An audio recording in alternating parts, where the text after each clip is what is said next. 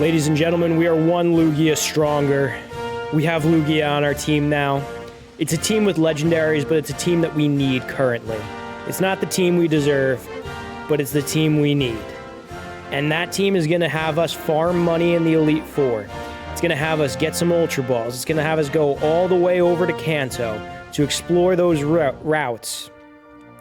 And we're going to catch the Kanto Pokemon. That's what we're going to do. The nighttime Kanto Pokemon are on our list. We're going to go from place to place to place, traveling across the land, searching far and wide to find the Pokemon that reside in the region of Gen 1. And that's what we're doing tonight.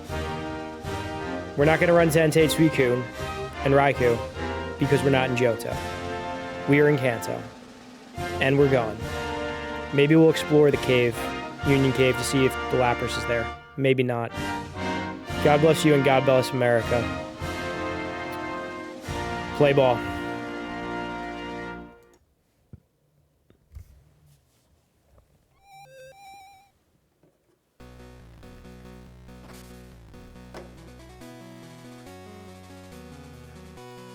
Let's get this up.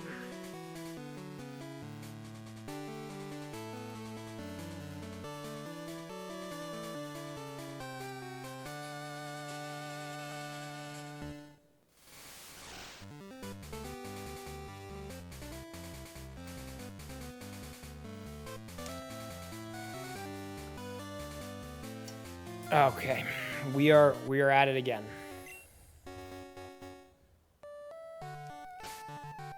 And last time we had just defeated the Elite Four.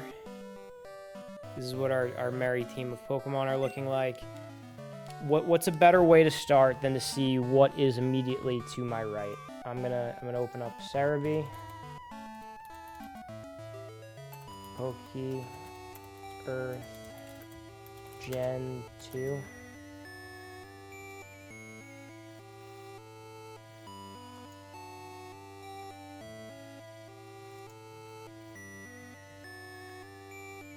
And we're looking for nighttime and crystal version.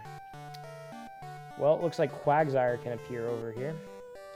Let's see, there's some surfing Pokemon. Super Rod, we can run into Shelder. I don't know if we even have a Shelder. Alright, so we're looking for Quagsire and Shelder. That's what we're looking for right over here. Oh, you know what? I should probably get Pokeballs first.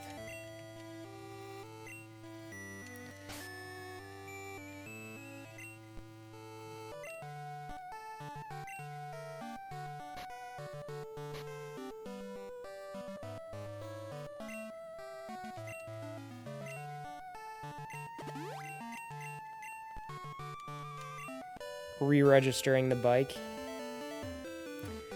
And let's go to Cherry Grove. Maybe we'll run into a legendary dog on this path.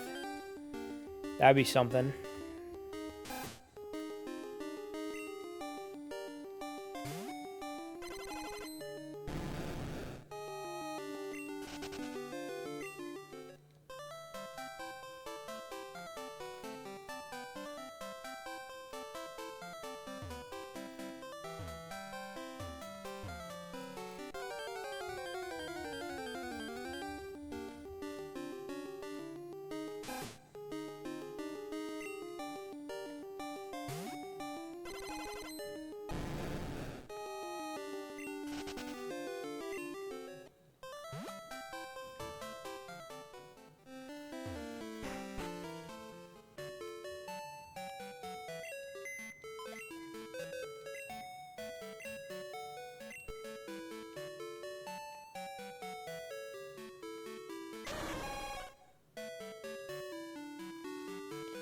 Because we don't need legendaries.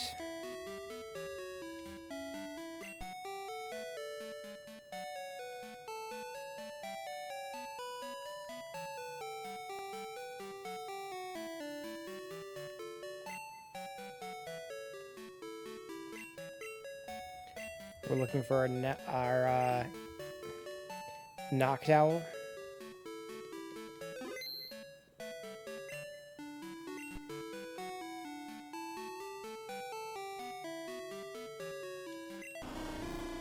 We're going to be using him to fly. Is our Geodude in here?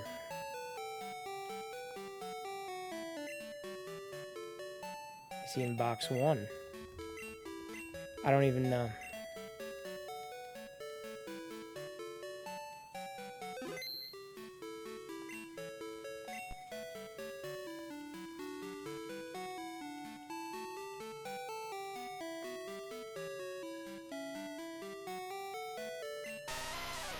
There we go. And let's change the box to box 3.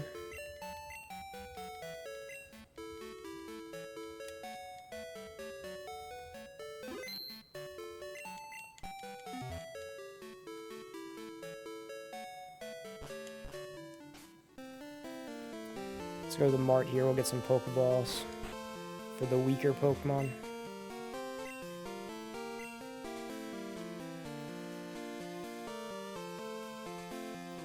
King Henry's first. Everyone, King Henry's the first one in the chat. He redeemed first. He's first. Congratulations, King Henry, on being first. Look at you. You did it. Cheers to you. I'll drink to that. It's water.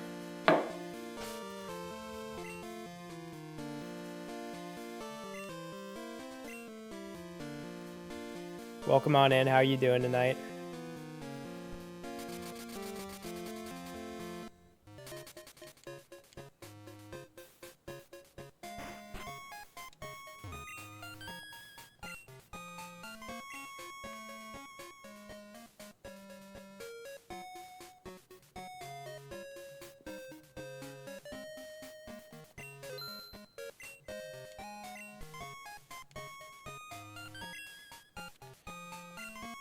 Alright, and I'm picking up some Ultra Balls.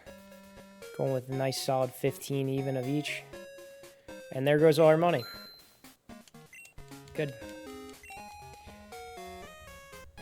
Grilled some salmon out there for dinner earlier. I was never a big fan of salmon. I hear that salmon is the least fishiest of all the fish. I know it's very healthy for you. My sister eats it all the time. But you know something? Whenever she makes it, the whole entire house stinks of salmon. It is a strong, potent smell, despite what people have told me. Okay, there we go.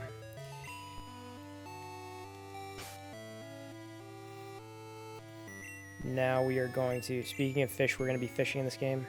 You cooked it outside. See, there you go. There you go. I've been told that it doesn't taste the way it smells, but I don't think I could risk that. I never tasted it before. The smell just really turns me off. But I know it's good for you.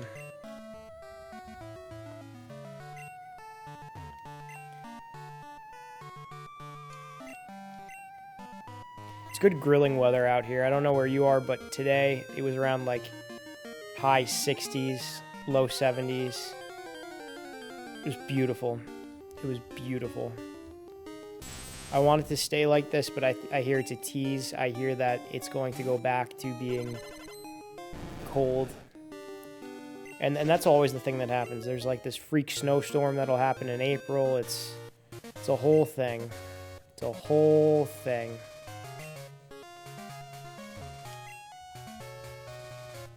Already in the 80s where you are. Oh, man. I'm jealous. I'm jealous. Yeah, I'm not complaining about 60s, though. 60s, I'm cool with that.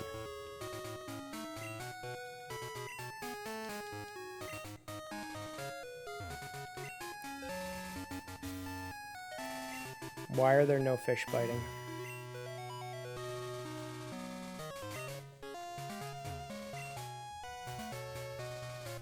There we go. Please be a shelter.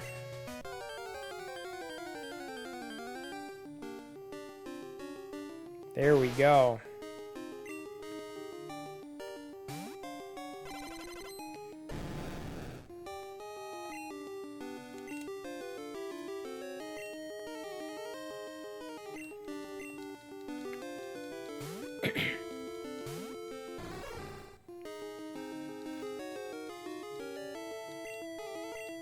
And I'm going to paralyze him.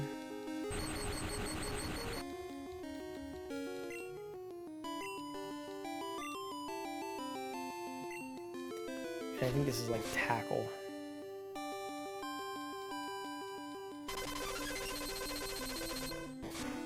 Is that hyper beam? Did Shelder know hyper beam?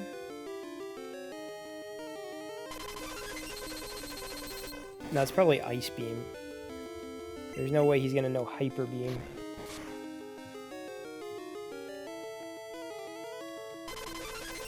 Good. Good. Keep getting me with your ice beam. And your tongue out.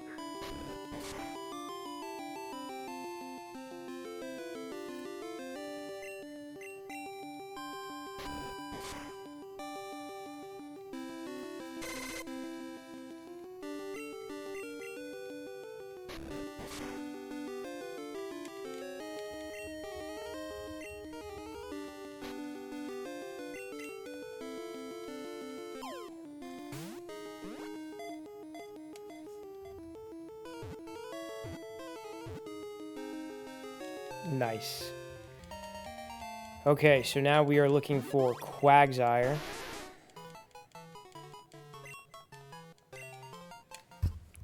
Let's see. Quagsire has a 40% encounter rate, but let me check if there's anything in Tojo Falls that I might need. No, it doesn't look like there is.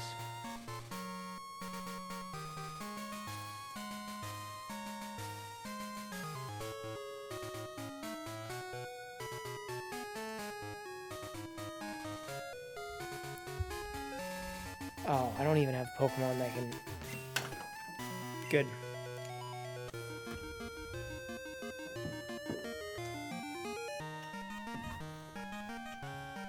Good.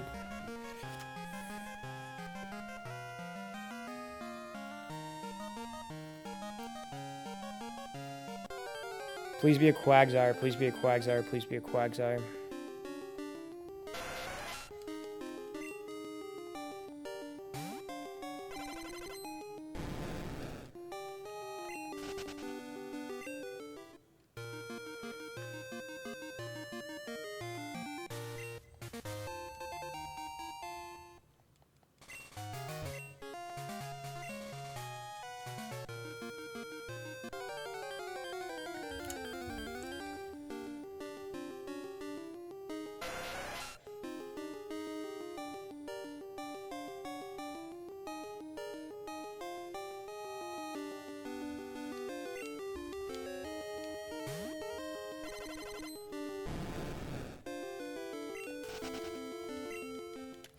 You know what, I might have to fly around to the other side because I don't feel like running around with the Pokemon who knows Waterfall. Start from Pallet Town and work our way up.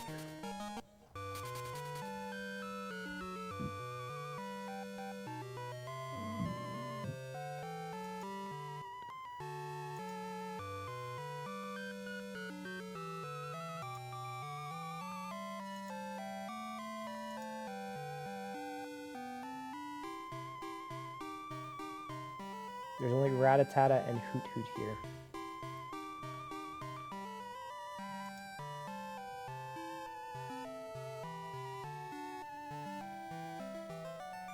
Oh, there's a 10% chance I run into a Lantern over here if I use my Super Rod.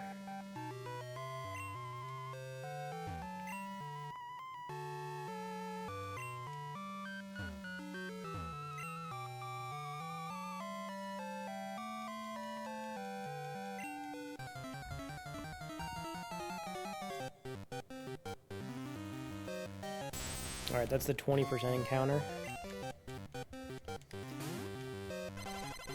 I have to switch out the Red Gyarados. I don't even know why I have the Red Gyarados first. If I do this and I don't get a Lantern, I'm going to be just destroying these Pokemon with my Ampharos. So that Ampharos can level up.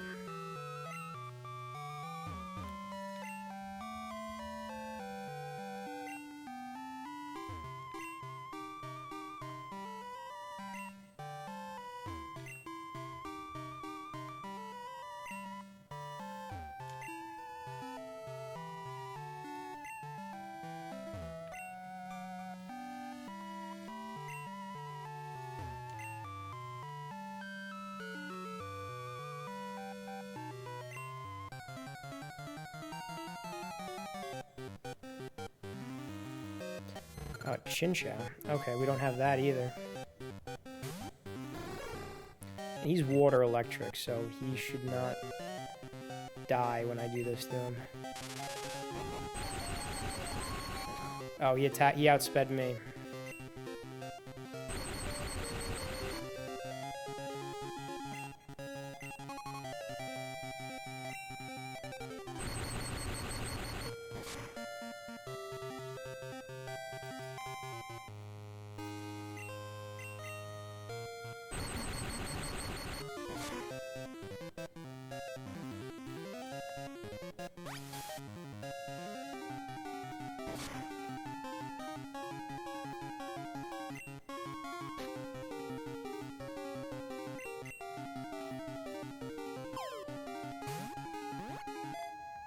Try to get a nice matching Pokemon and Pokeball. Got another one.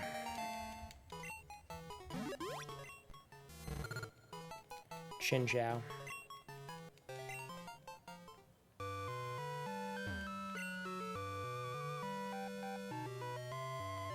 Alright, be a Lantern.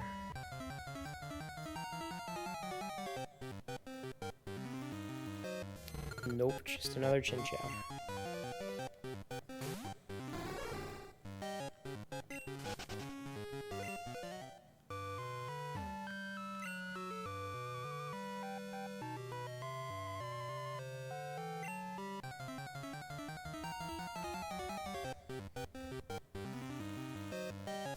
Nope, another Chinchou.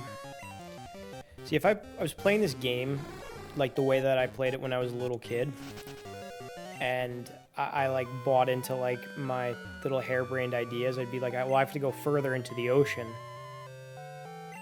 and use the Super Rod because Chinchous are small and they're washing up on shore. I need to go in the deep water to get the bigger fish. I need to go in the deep water to get the lanterns. And it's another Chinchou. That's good.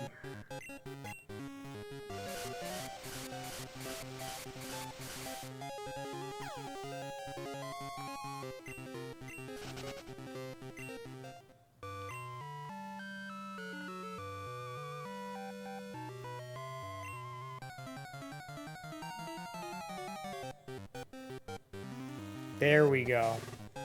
There's our big fish.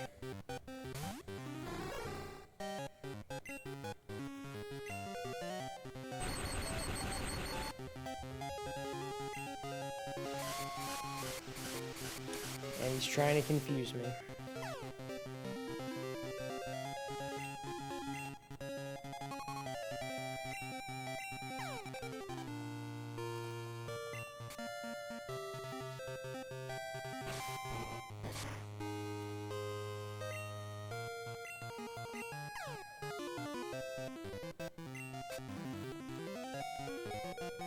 Come on, hit him. Come on, hit him. Alright, don't kill him now with that, but hopefully that did some damage.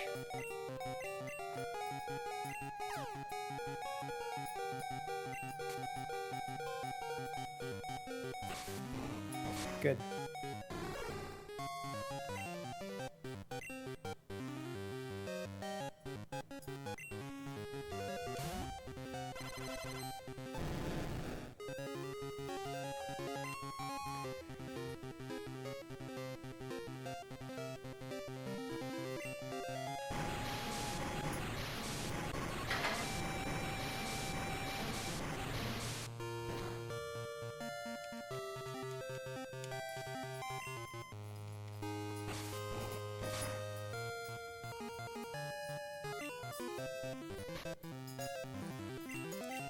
Rick, come over here.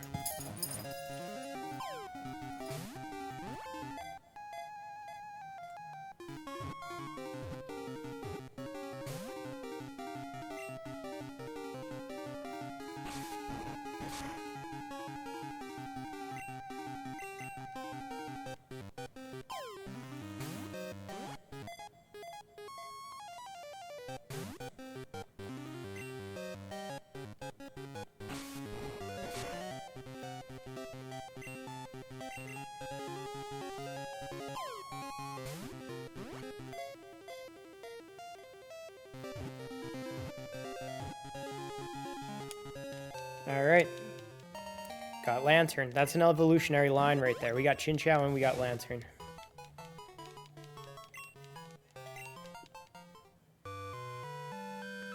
So that's everything that we need over here. I'm gonna fly and heal up my Ampharos. There's nothing in Route 1 that we need.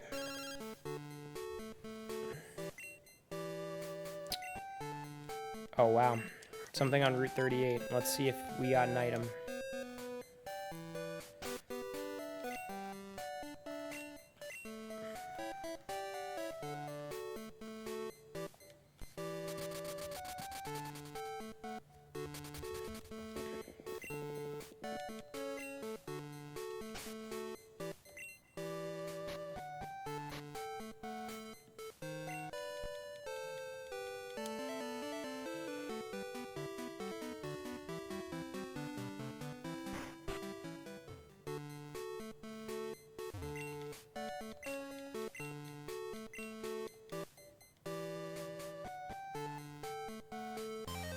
Hello, Cinemassacre. Welcome on in. How are you doing tonight?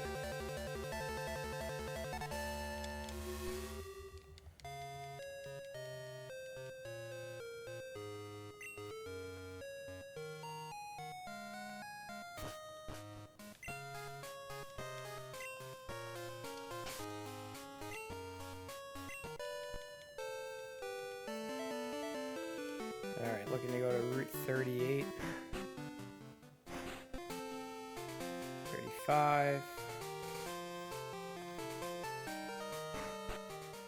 Can't complain. Nice, nice. We are relaxing, playing this before bed. Got on a little bit later than I wanted to tonight. That's okay. We had some nice weather. Took Rick on a nice long walk. And now we're hanging out. And tomorrow, Frank's going to be over for the stream of Until Dawn. We're going to be continuing that. For real.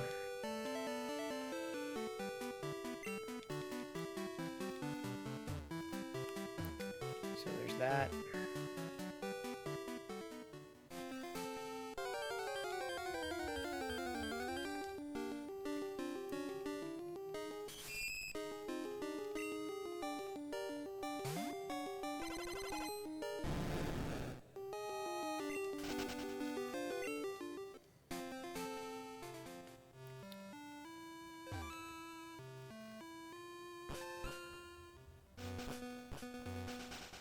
Route 38, okay.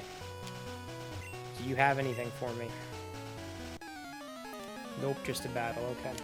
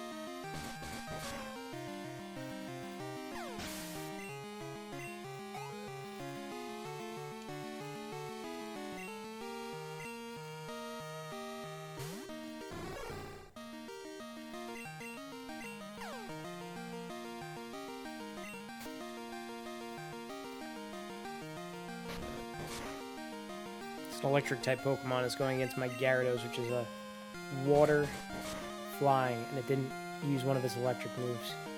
The AI in this game is not the smartest.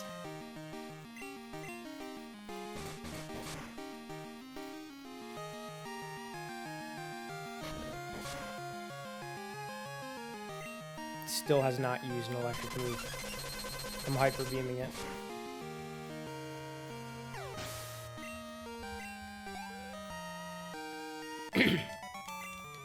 Alright. Are you going to give me a stone? No, you're not. Good. Well, that was a waste of my time.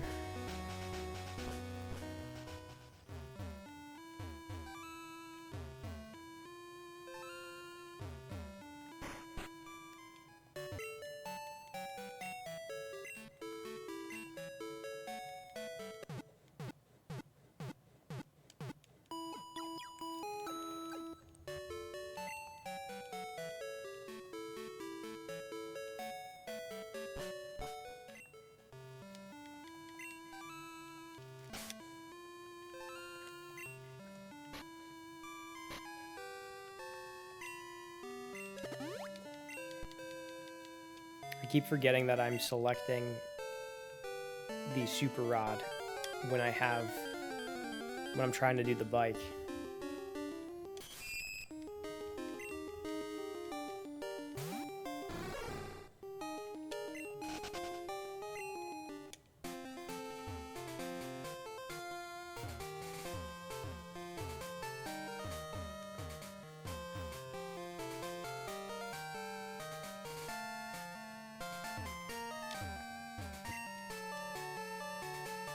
And I don't have cut. Good.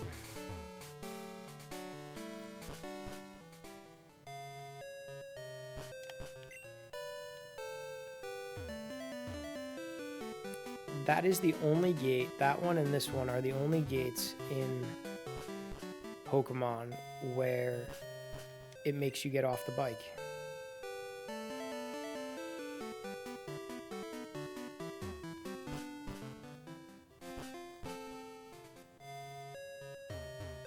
Alright, we're going back to Kanto. Going back to Kanto.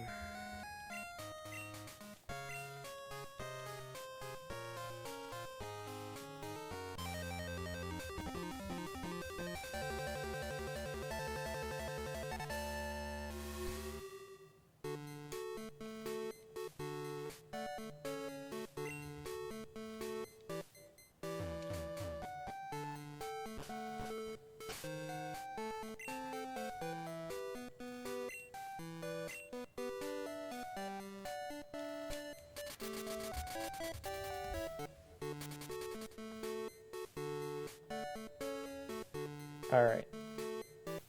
Checking this again. Route 1. In the daytime, it has Sentret and Ferret, and we need to get that, but they're not there now.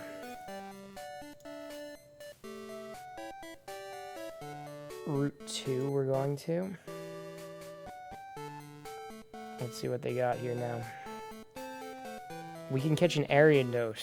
5% encounter rate. On Route 2. Route 2 being our bootleg Viridian Forest.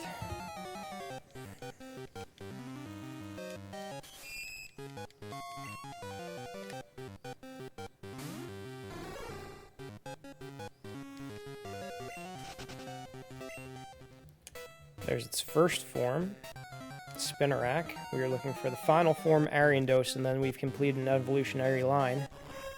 There we go. There's our big spider boy. He's level 7. Oh, we already have an Ariados. What am I doing here then? All right, let's move along.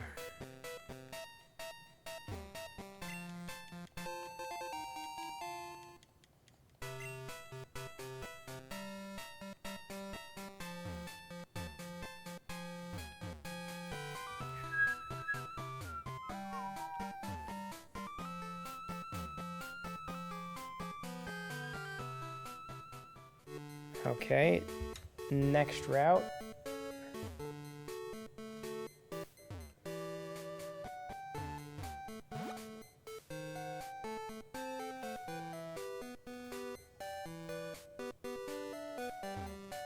Pewter City, and then Route 3. And at nighttime, we can catch a Clefairy, 5% encounter rate for a Clefairy, but I'm sure that there's more in Mount Moon. What is the encounter rate for Clefairy here? 25% encounter rate, so we're going to go to Mount Moon rather than hang out over here, and we're going to look for a Clefairy.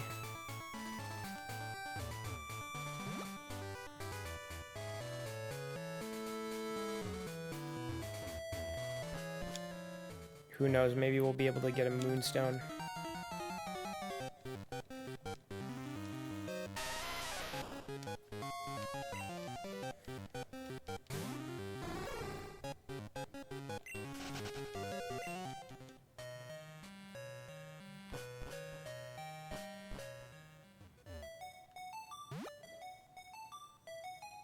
Nope, not tonight.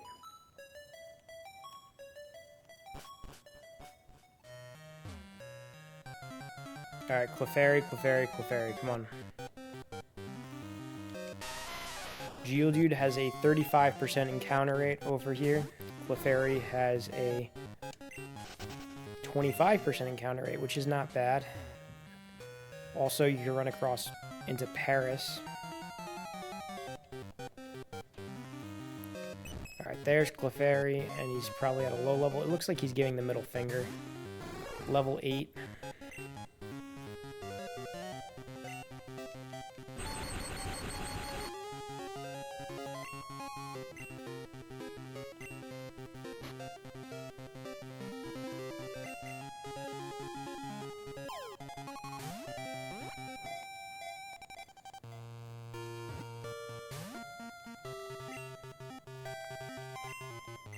This is disrespectful when they are level 8 and they're paralyzed and I use anything greater than a Pokeball and they don't go in. Alright, that's good. Know your place.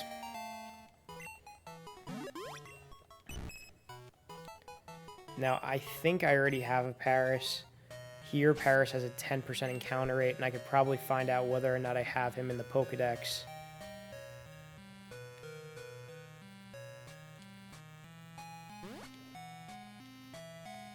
Oh, here we go. We got the old generation.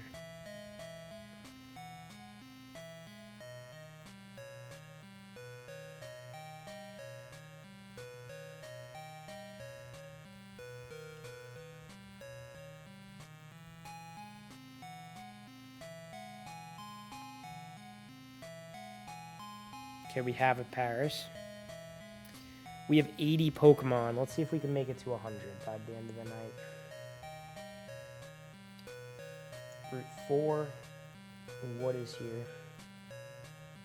Nighttime Pokemon Crystal.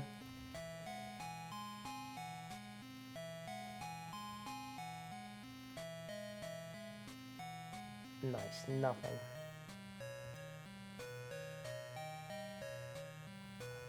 Nothing I need. Okay. Cerulean City. Nothing. Good, good, good. North exit of Cerulean City. Oh, we can catch a Gloom. The 5% encounter rate. Not the best.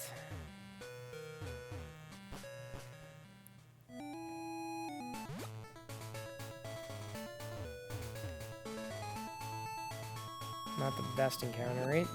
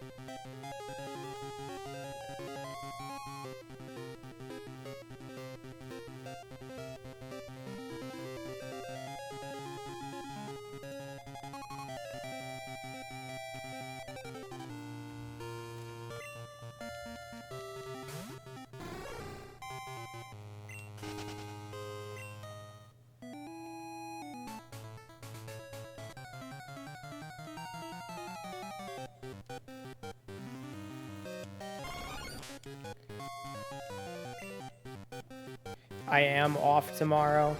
I'm still going to be probably turning this off around 1 or maybe a little bit after 1 because I'm going to be honest with you, I'm very tired. And I said to myself, am I going to go to bed and take the night off or am I going to play video games before bed and relax? And I'm just like, well, it's just playing video games before bed, so it's nothing crazy. Sometimes I feel like, oh, I got to put on a show. I'm just playing video games. I'm just playing video games here.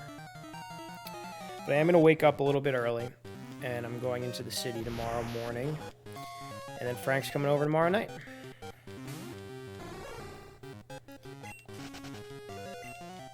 Alright, so these Abras that are showing up.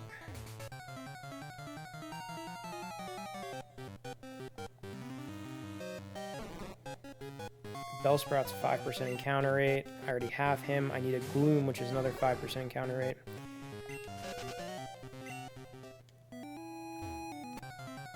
Thank you for streaming. Oh, you're welcome, of course. Love how Soul Silver. Where's Welcome the on in, dog? Nikachu. Where's the dog? Where's the dog? Loved how Soul Silver actually incorporated the ability to catch Mewtwo, unlike the original Silver. I agree with you. I think that, you know, there are some elements of this game that really got neutered. I feel like Gold, Silver, and Crystal are kind of incomplete games. I feel like they're very ambitious games, and I'm glad that they did what they did, but there are certain things and elements that they're missing that you go in Kanto and it feels lost, and I'm glad that they were reincorporated into the Heart Gold and Soul Silver versions. I'm going to go through some of those examples with you right now. Are you ready? The Viridian Forest, that was completely neutered in this. It's just like a pathway that almost resembles the forest. The museum in Pewter City, you can't enter it over here. There's just no door on it. The Cerulean Cave, there we go. This is Gloom. This is what we needed. The Cerulean Cave that housed Mewtwo. You can't go in there. I mean, Mount Moon, they really condensed, but they still have a Mount Moon, so I can't complain. Rock Tunnel, they kind of condensed, but they still have a Rock Tunnel. Not that Rock Tunnel, I think, is a staple of Pokemon. I think it's pretty annoying, but you know what? There is a Rock Tunnel. Let me see, what else? There is no... In Lavender Town, there is no Lavender Tower.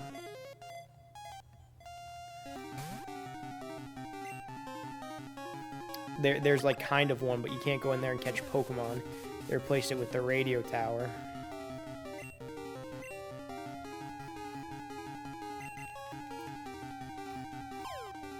And they didn't put that back in Heart Gold or Soul Silver.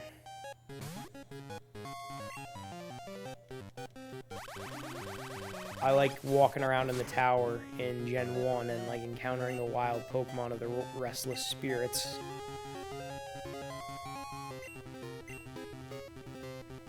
Let's try to weaken it with the Geodude. Hopefully we don't kill it.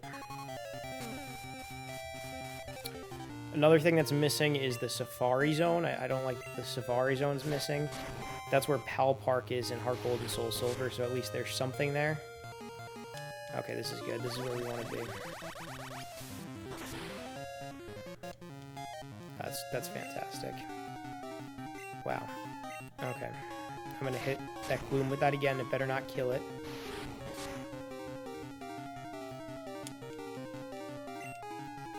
Okay, good. That's where I want you to be.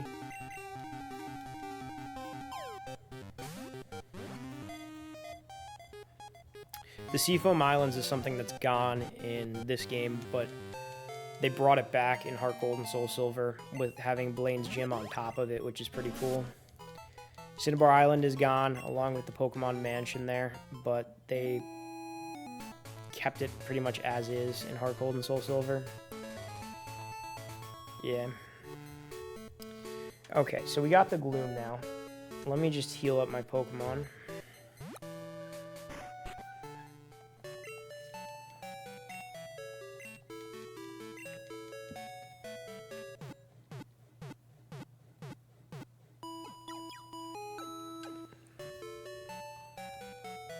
Okay. Cerulean City, let's see. Let's go south. What can I find on south of Cerulean City? Well, apparently we can find Meowth. I think I already have a Meowth though, so that is not useful to me. Saffron City. Let's go south of Saffron City. Anything there that we need, anything notable. Nighttime, Drowsy. Yeah, we got all these guys, okay? Let's go west of that. Okay, now we're talking. Now we could get Murkrow, Houndour, Persian. Okay, there's 3 Pokemon in the next area that we can get. That's something. That's something we need.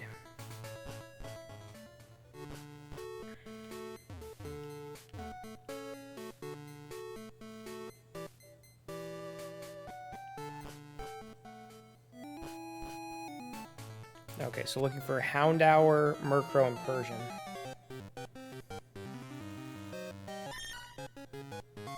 Meowth, that's not what we needed.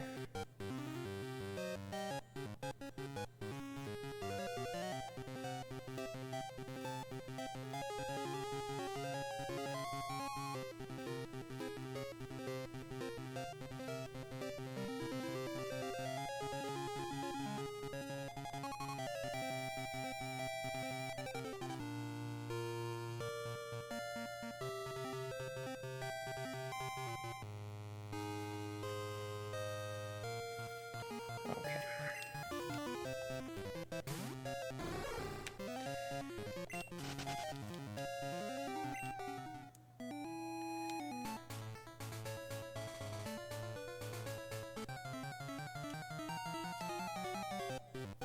Houndour, Murkrow, Persian. Murkrow.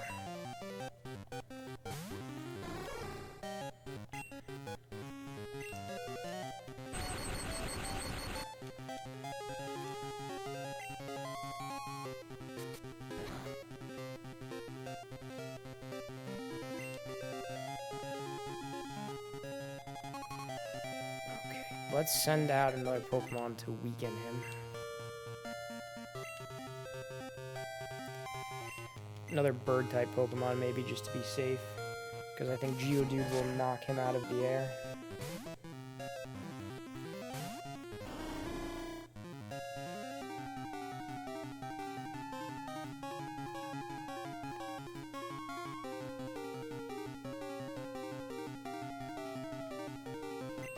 Okay, I'm not sure. I think that's Fly here.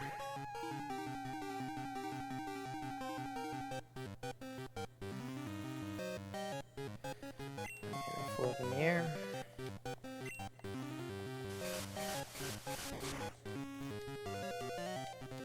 Well, we could probably hit him with that maybe 1-2 more times and then go in to catch him.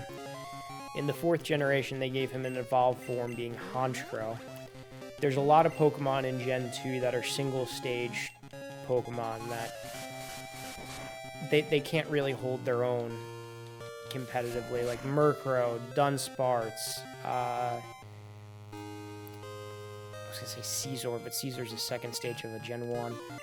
Sneasel is what I'm thinking of. Delibird.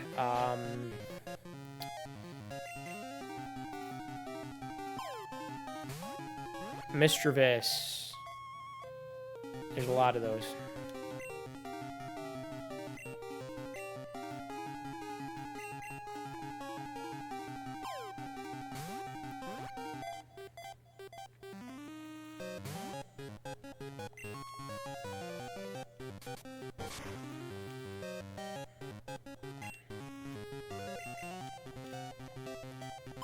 Alright, Murkrow, you're on low life. You're paralyzed. You're outclassed. You should get in a Pokeball.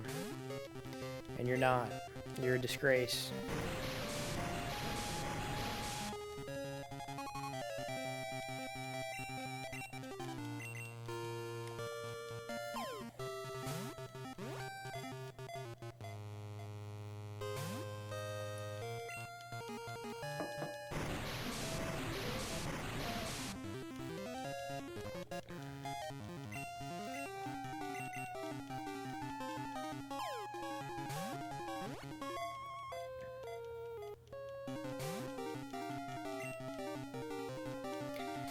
I hate that these are Johto Pokemon, though, that are only found in Kanto. They should be found in Johto. They should be available in Johto.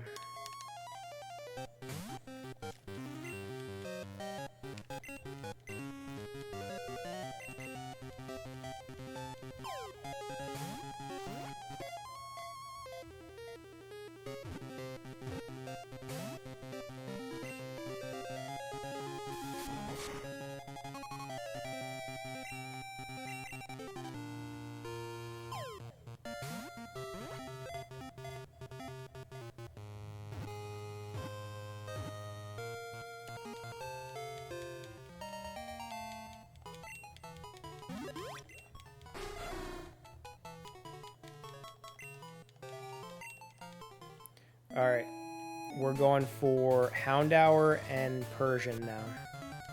And then we have the Meowth evolutionary line.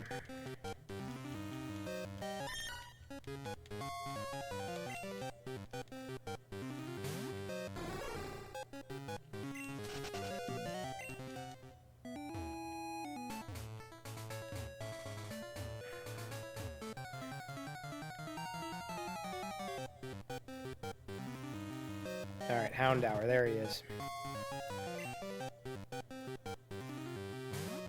Yeah, there's others in Pokemon Crystal that are like that. There is Ho-Oh, who is the mascot of Gold version. The one that I caught last night was Lugia, who's the mascot of Silver version. So he's going to be just as hard to catch as that. There's also these 3 legendary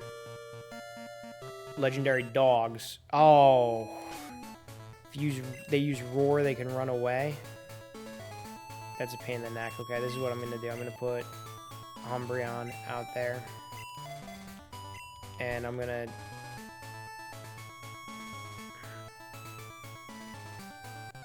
Maybe I just have to check a ball when I find a Houndour. Yeah, there's these 3 legendary dogs that roam around the map. And they're hard to catch also. I got one of the 3 because it's a static encounter in this game, meaning that you walk up to it and you talk to it and then you try to catch it. Whereas the other 2 are roaming, which means that you have a random chance of running into it on the map when you encounter a Pokemon. No. Don't use Roar.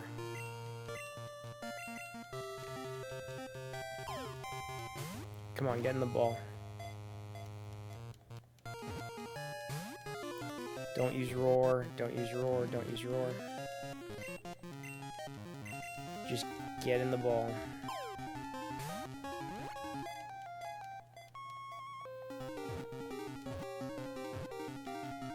There we go. Okay, 1 left. We gotta get Persian.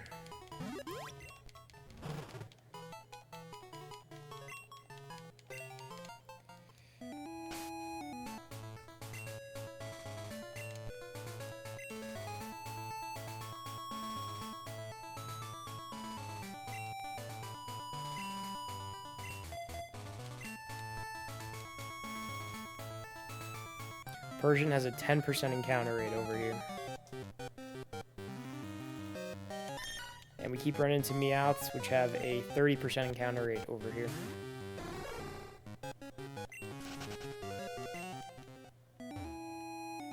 Murkrow had a 30, Houndour had a 20. There's also a 5% Jigglypuff and 5% Abra. And I hate when I get the 5% Pokemon rather than like the 10%er. Like what just happened now.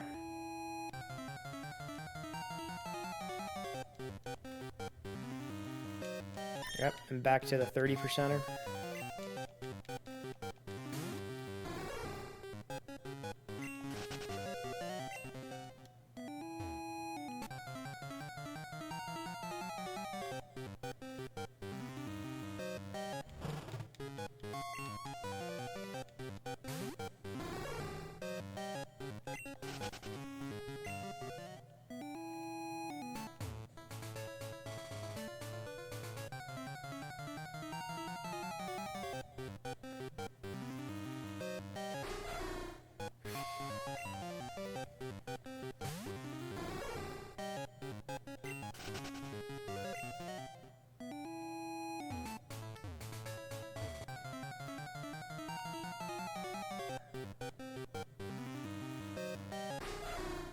Nope, just keep giving me Murkrows. Just keep giving me these crows.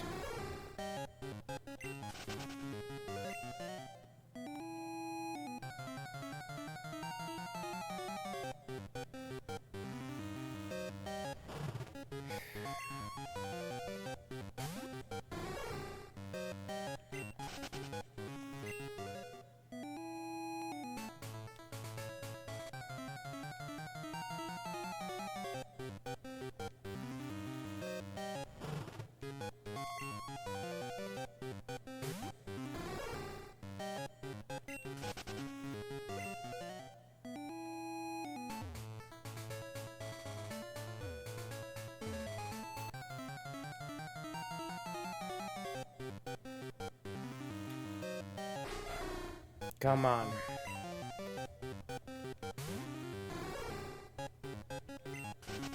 10% encounter rate isn't even, like, horrible.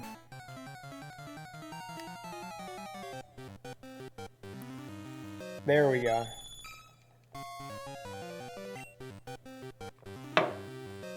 There's the Persian.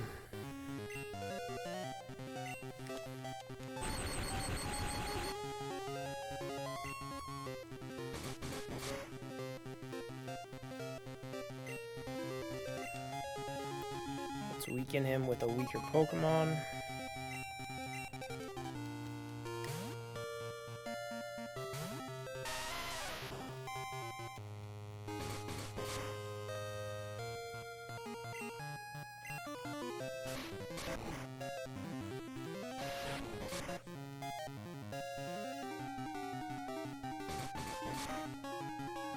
And that's probably the extent that will weaken him, because if I did that again, I would kill him.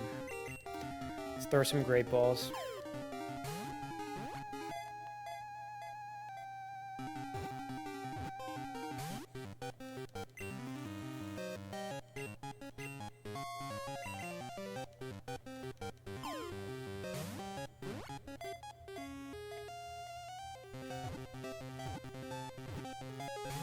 Oh my god.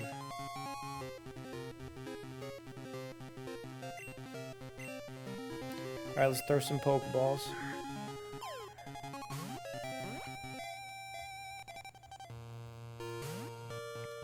Good.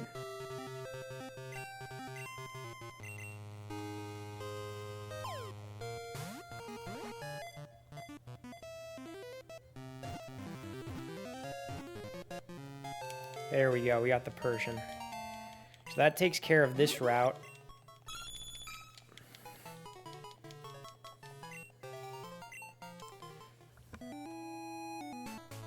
Let's check in their Celadon City, where we can encounter a Muck and a Grimer. I think we have Grimer, I don't think we have Muck. So let's do that. Let's heal up first, and then we're gonna go for the Muck.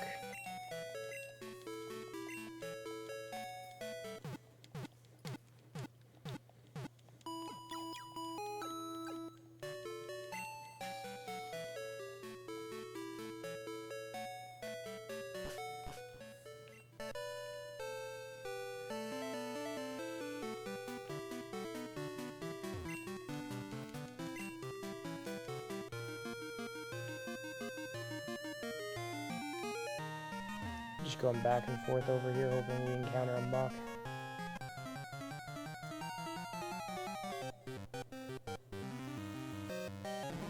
Grimer. And we don't have one of these yet, actually. But you know something? If we're going to be surfing back and forth, we might as well be picky, and we might as well try to go for a male.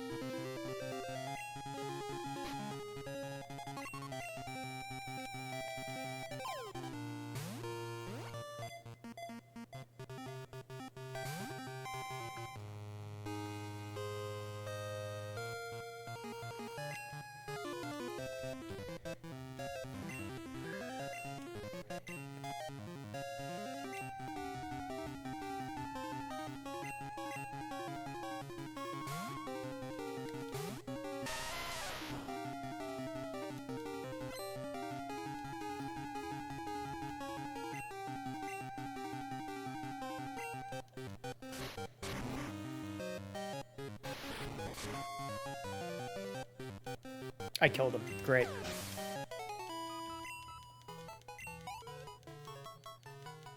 Maybe I'll send out Geodude first.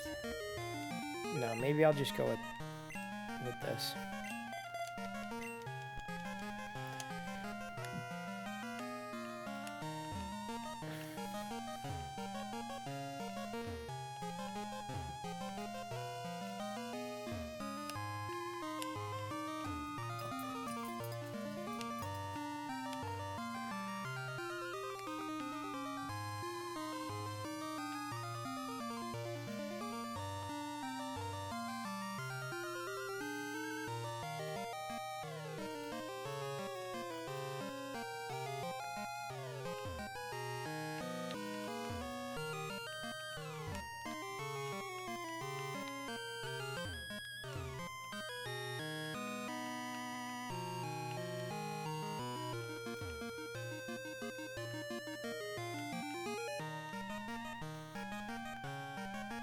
Really? Nothing?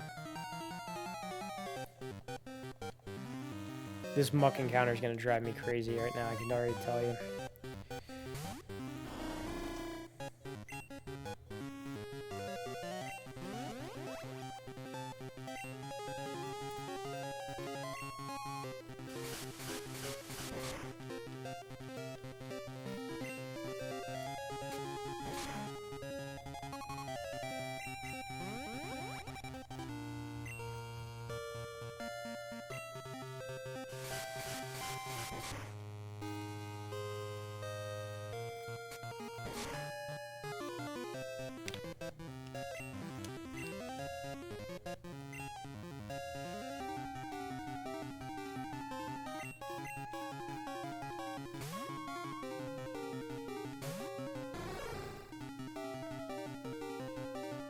Even if it's 3 or 10%, it's still 3 or 10% if you killed it.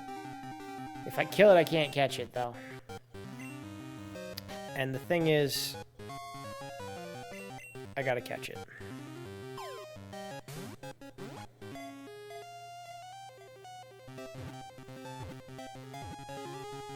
Alright, I caught this one.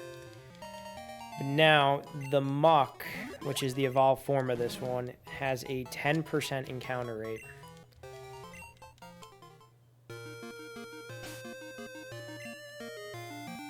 And the other one, the Grimer, which I just caught, has a 90% encounter rate.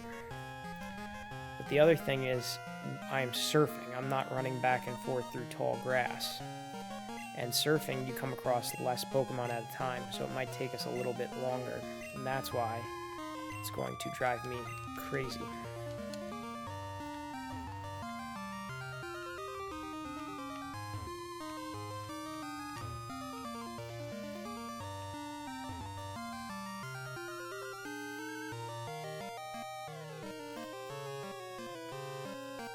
Trying to go like counterclockwise in circles. Alright, be a muck, be a muck, be a muck. It's a Grimer again, good.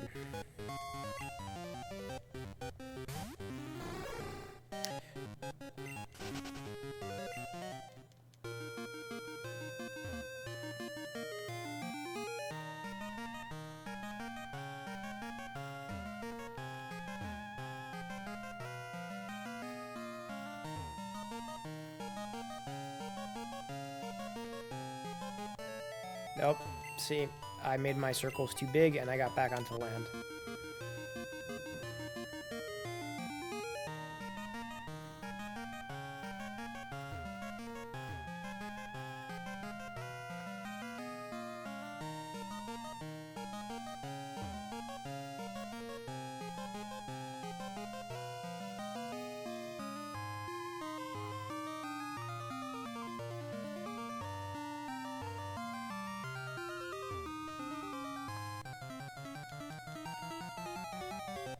Muck, muck, muck, muck. See, like, I find myself going back and forth trying to get a random encounter. Not even necessarily trying to get a muck. I'm just like, alright, let's get an encounter, let's get an encounter, let's get an encounter. And then when I get an encounter, I'm like, muck, muck, muck, muck.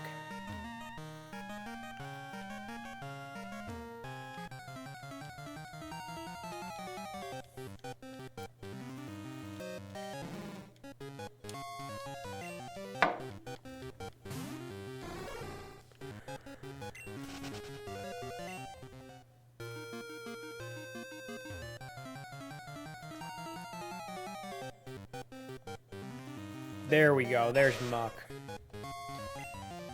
And he's weaker than the Grimer.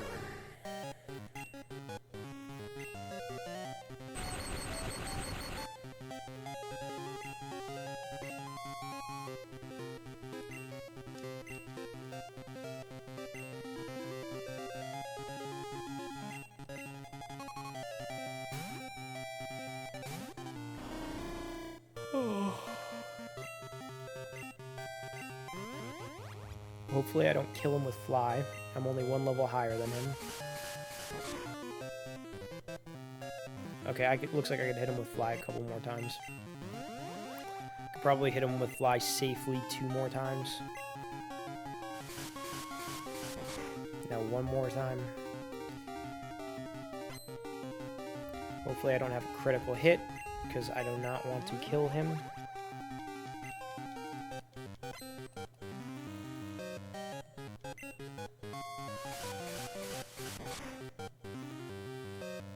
Okay, this is perfect. This is ideal. This is what we want. So now we are going to go in and try to catch him. He's on yellow. He's paralyzed. I'll try to get him in a Pokeball.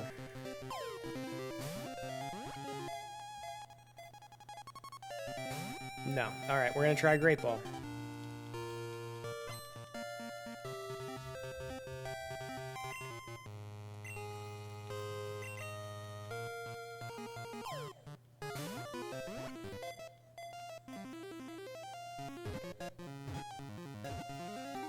Got him. All right. There's another evolutionary line. We're doing good tonight. We're making up for the fact that last night was only 2 new Pokemon. I think this is Bill telling us that our box is filled up. No, Route 34. Meet someone on Route 34. All right. Let's go meet someone on Route 34. After healing up, of course.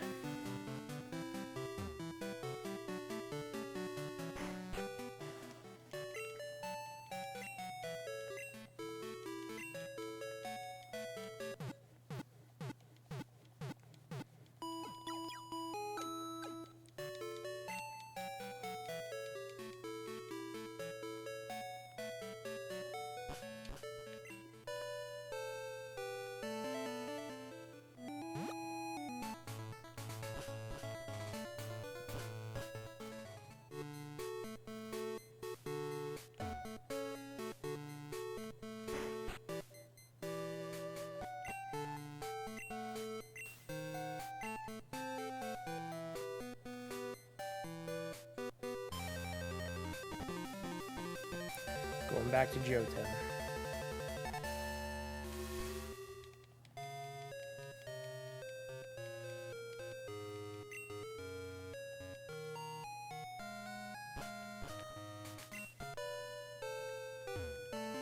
Alright, I think Route 34 is Picnic or Gina.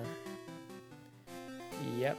Now, is she going to challenge me to a battle, or is she going to give me an item? She's going to challenge me to a battle. Good.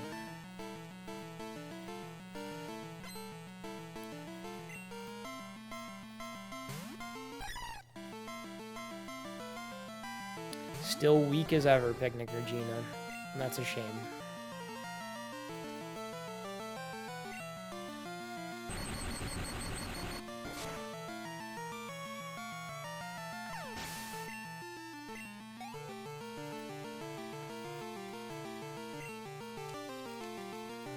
I'm going to switch out to the Umbreon because he is holding the amulet coin and it will double the money she gives me if he is in play.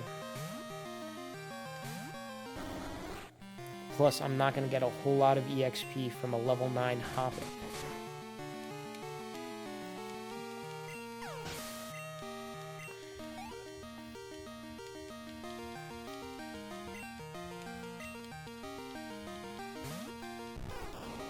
Alright, a Bulbasaur.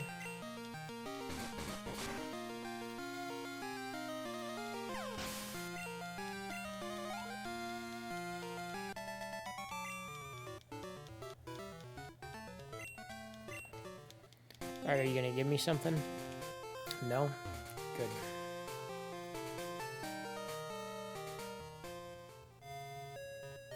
Well, going back to Kanto.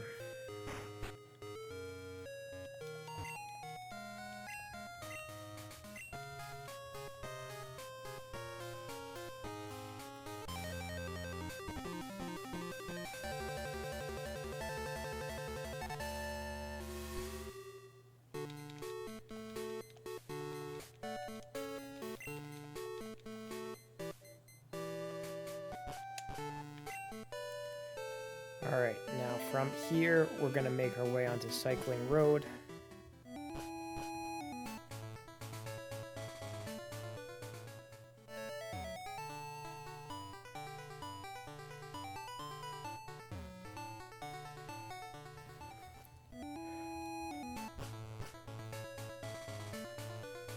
Route 16, Cycling Road. What is on there? Slugma, 5% encounter. Oh, during the daytime. Good, so we're not going to catch anything over here.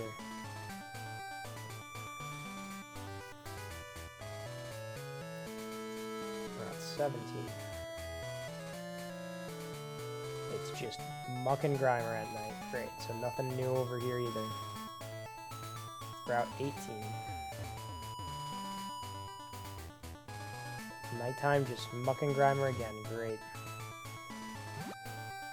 And they're at higher levels, too. I should have caught them over here rather than in Celadon City.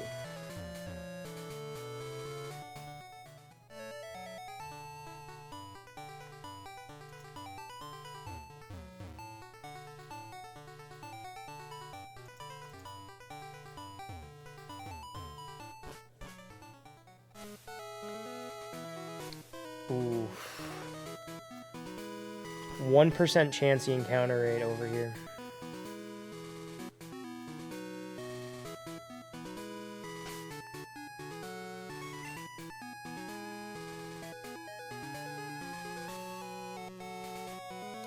I think Chansey can run away too. So I better use Mean Look. Venonat, 10% encounter rate. So we're looking for a Quagsire and a Chansey.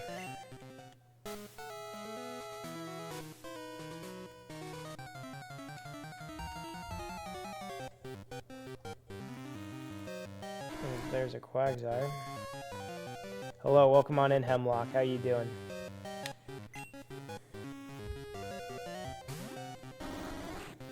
I'm gonna use Mean Look on him.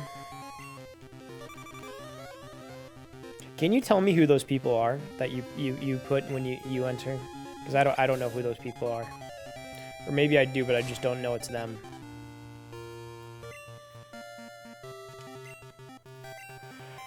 Now I'm gonna start throwing balls.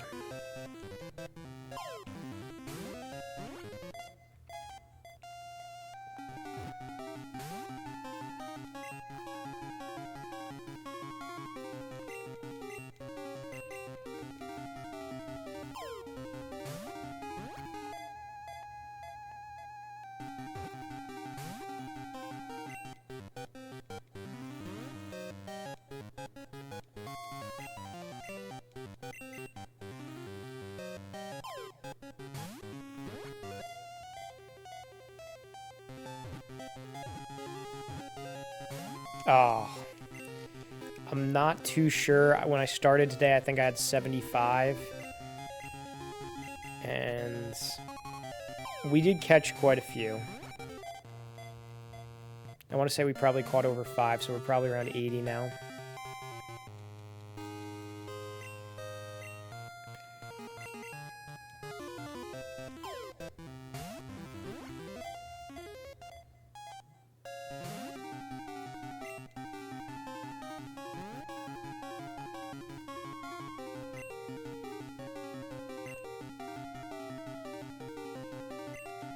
Alright, let me try to weaken him.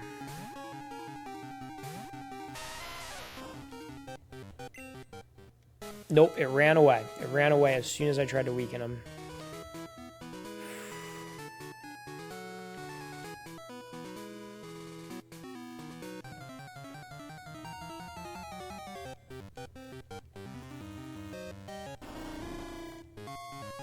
I don't need a... I want to say Hoot Hoot, but that's the Noctowl. Here, I'll tell you exactly how many we have right now. We have 86. We have 86. Okay, that's not bad. There's a Chansey. There's a Chansey. This is not a drill. We encountered a Chansey. Alright, we're mean looking this guy.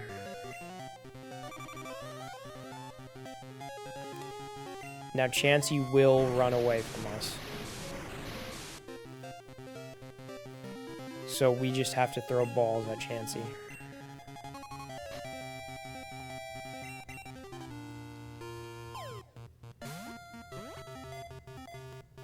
Ugly version of Kirby, exactly.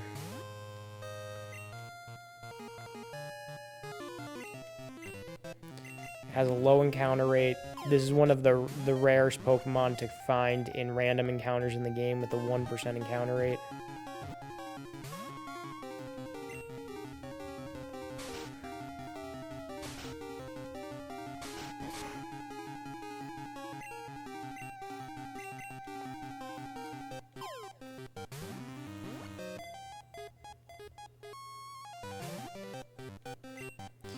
I have a feeling because it was so easy to encounter him, we are not going to catch him.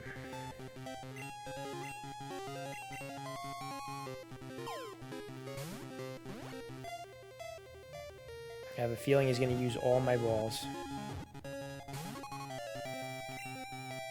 He's going to tease me like that by almost going in. One more jiggle.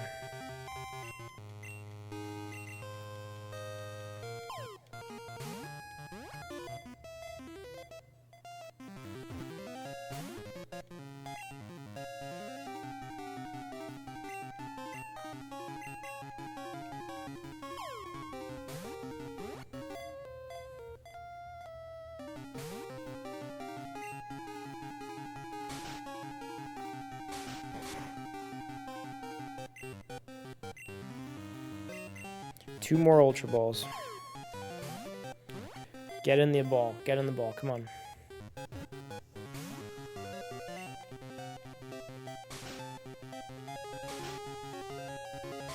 This is why the first few generations of Pokemon were harder than the current generations. This is our last Ultra Ball.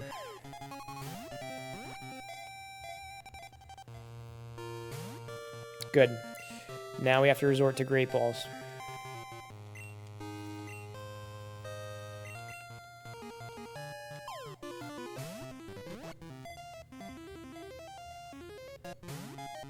Good.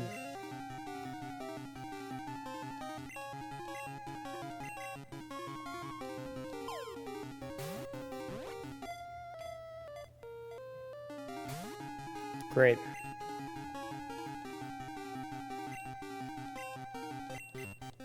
We have two more Great Balls.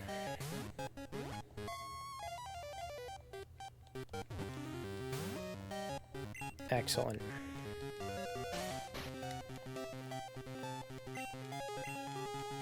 One more Great Ball. Come on, get in. Get in.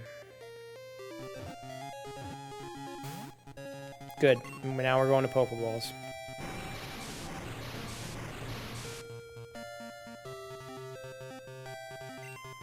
Either way, I think we're going to have to fight the Elite Four after this because looks like we're down and out of money.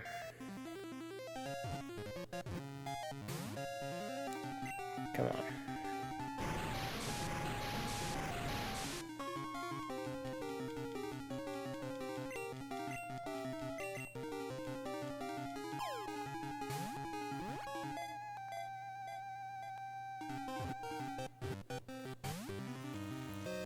It would be nice if you went in.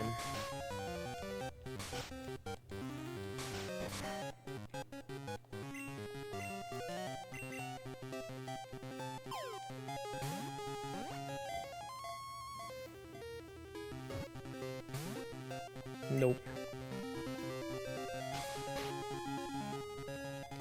You like GameCube? I love GameCube. I have a GameCube. You can't see it, but I have it. It's right over there. Some of my favorite games for GameCube are Mario Sunshine, Pokemon Coliseum. I have Super Smash Bros. Melee for GameCube. I have a bunch of Naruto games for GameCube. Clash of Ninja 2. I have, what else do I have on GameCube? I have Pokemon XD, Gale of Darkness. I have 3 Pokeballs left, and this Chansey's not going to go in the stupid ball. No, I don't have that one. Chibi Robo? No, I don't have that.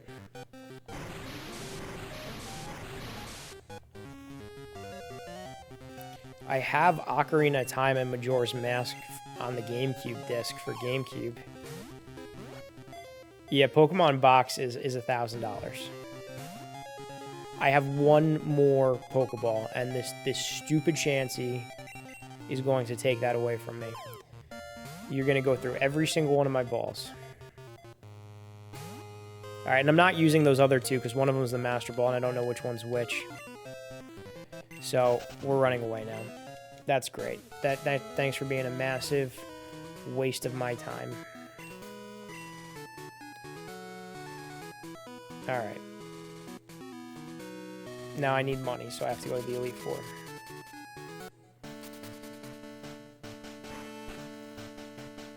Let's get a team out here.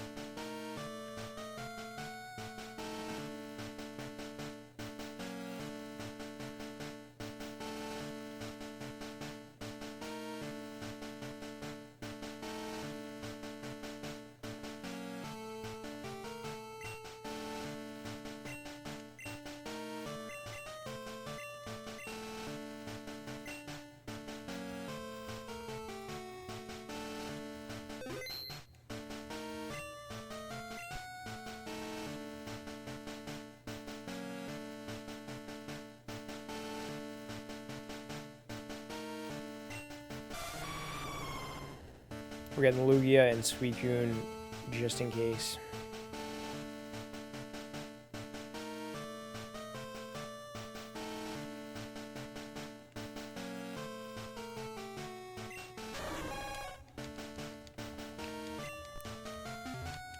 Alright, who are we sending out first? Yeah, we'll have Umbreon do some of this heavy lifting over here.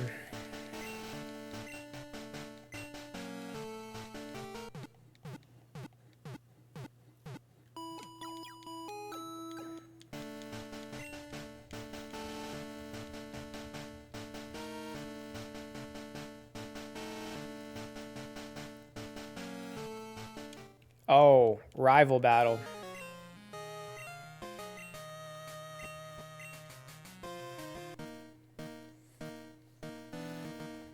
Here we go. Let's get some extra cash here.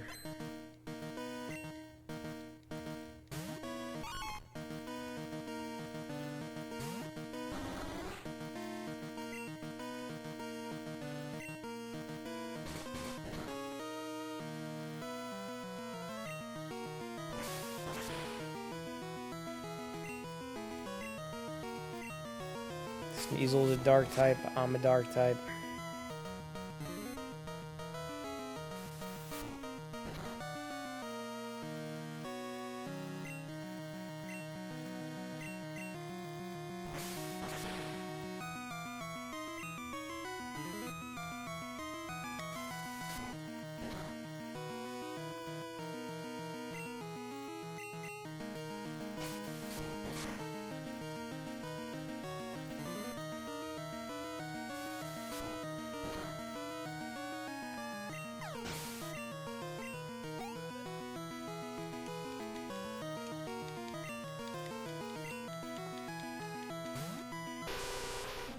He's got a Crobat. That means he maxed out his friendship with his Golbat. And he's gonna confuse me because that's all he's good for is status. Status moves. Confusion, poison. That's right. Power through Umbreon. You tank.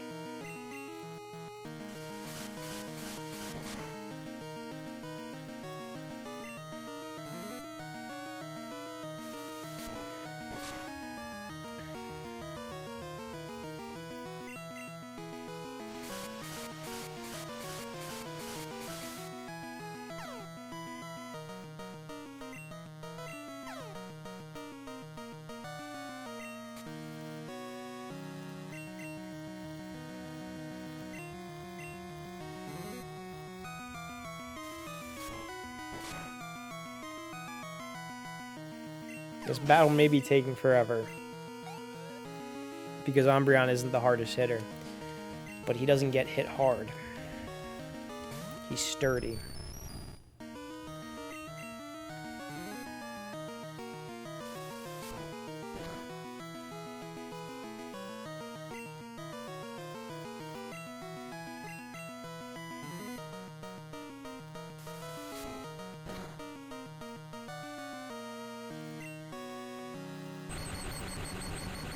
Oh, okay. Now they're gonna paralyze me too.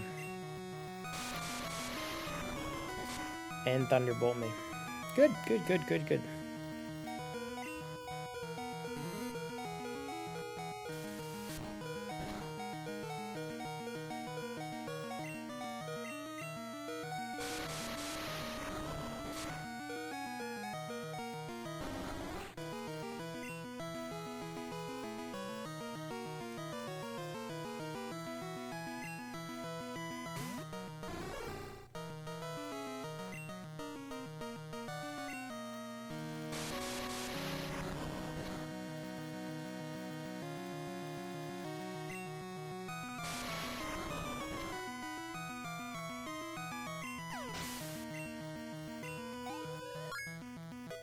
There we go. Ampharos is level 40.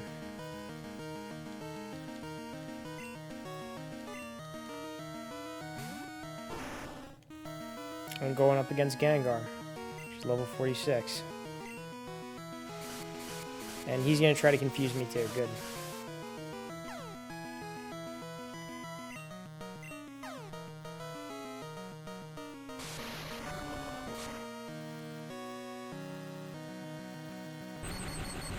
Oh, good. We paralyzed him.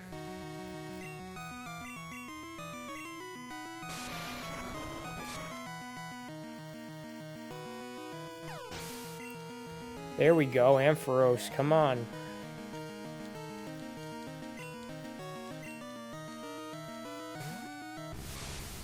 Oh, Ampharos versus Alakazam. Yeah, easy. What are you doing? Putting me to sleep? Of course, Alakazam was going to outspeed me. Knows that's Psychic. Side Beam, Side Wave. But his defense is bad too, so one hit on him should do something. I'm not going to be able to outspeed him though.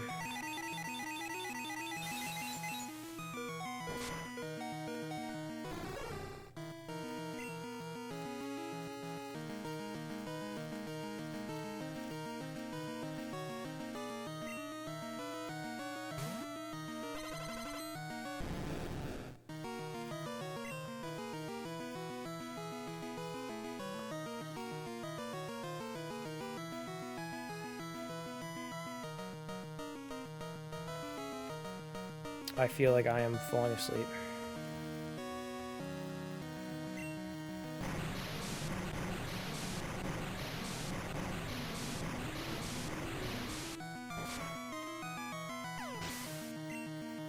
It's that basement cool air getting to me.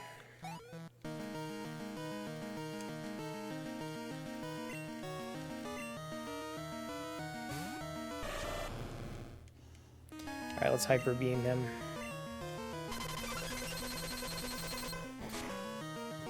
That's who we save Hyper Beam for. His ace, his Feraligatr, his day one.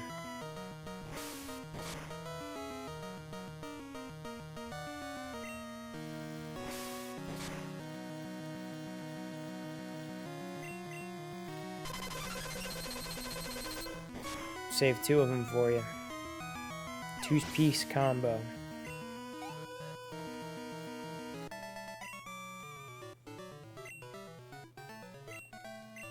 There we go.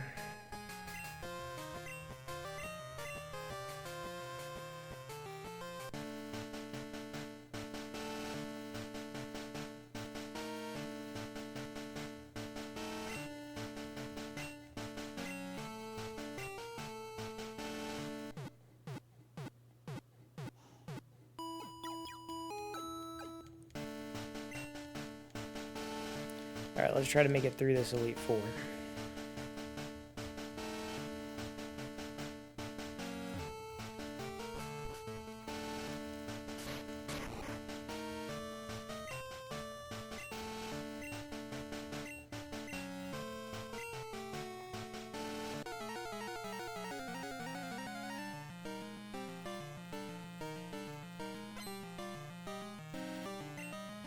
Alright, Will is a Psychic type, so that is why we are using our Dark type. Even though you... No, I love Gen 3. I hate Gen 5. And no, I don't know most of their names for Gen 5 because I hate them so much. Gen 3 is pretty solid. I'd like to play Gen 3 on here once I'm done with this. Gen 5, I don't ever think I'm going to play on here. I will, like, spite Gen 5 to the extent of, like, playing every single Pokemon game other than anything in Gen 5. And it's funny because Gen 5 fans are like, it's the best in the series. It's the best it has to offer. And I'm like, it's the worst. It's a disgrace. It's horrible. I feel like that fuels my hatred to it so much more. It's just everyone else being like, it's so good. I'm like, it's horrible.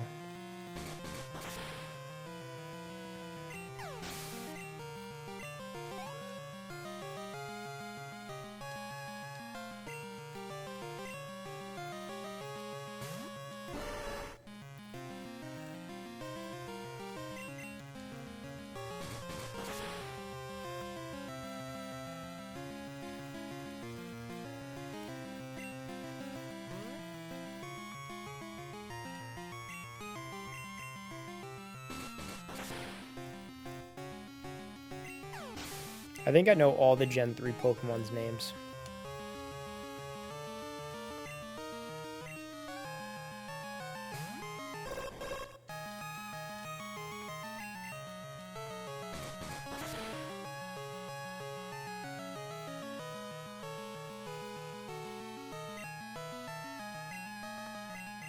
Almost killed him. Oh, and then he's got to use his Force Storm. How close am I to finishing the decks? How many Pokemon did I have? Did I say I had? I think I said 86 that I have. So I'm really not close. I'm really not close. And the thing is, these Pokemon in this game won't get in the ball despite me paralyzing them. So I have to farm some money by doing the Elite Four. And I have my Umbreon holding the amulet coin, so it doubles the money that I get from doing this. So that's how I'm doing now. I'll give you the exact number. I think it was 86, but we'll give you the exact number after this fight. All right, come on, stop talking to me. The thing that's tough is I have to play this game during the daytime because I'm playing it at nighttime. 86. I've been playing it at nighttime, and there's significantly less nighttime Pokemon than there are daytime Pokemon in all these areas. So I was going through some of the Kanto areas, and what stumped me was I ran into a Chansey. Now, Chansey will run away from you in Crystal version. There's 1% encounter rate, and it will run away from you. So I used Mean Look, and I sent out my Umbreon, and if I used any move from Umbreon on it, it would have killed Chansey. So I was just chucking balls. I chucked all the Ultra Balls I had, all the Great Balls I had, all the Pokeballs I had, and then I was just like, you really put me in a bad place, Chansey. You really put me in a bad place. It's not like I could use Mean Look and then I could switch to my Ampharos to paralyze him, because I was thinking about that. I actually tried that with Quagsire. For some reason, the way they programmed Quagsire in this game, he does the same thing. Like, he will just try to run away from battles. So I tried to do that with Quagsire, and as soon as I did Mean Look to him, and then I switched out to Ampharos, he ran away. So apparently the Mean Look Pokemon, the Pokemon who uses a Mean Look, has to stay out there during the entirety of the battle, which stinks. Now, the thing, though, is, too, you need to catch 2 Chansey. I'm going to tell you why.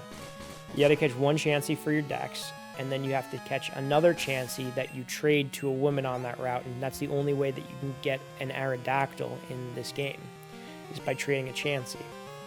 But something else you could do is you can run into Chansey at, like, high levels, like level 60, in the Cerulean Cave in Red, Blue, Yellow version. So if you beat Red, Blue, Yellow, you go into the Cerulean Cave, you catch a wild Chansey at level 60, you trade it to Gold, Silver, Crystal, and then you trade it to that lady on that route. She will give you an Aerodactyl that is the exact same level as whatever Chansey you give her. So you give her a level 20 Chansey, she gives you a level 20 Aerodactyl. You give her a level 60 Chansey, she gives you a level 60 Aerodactyl. Wouldn't you want the level 60 Aerodactyl if you had the choice to get a level 60 Aerodactyl? You may say no, or you may say yes, and I will go through all that reasoning. One, it's nice to have if you wanted it, because it's not like you're really going to be using it. We're in the post game now anyway. Chances are if you have a team or an idea for a team, you're going to be going with them. However, if you want to play this competitively and you want an Aerodactyl to have a certain move, in the first 2 generations of Pokemon, there's not a move relearner. In later generations, there's a move relearner. So let's say Aerodactyl, the Pokemon can only know 4 moves.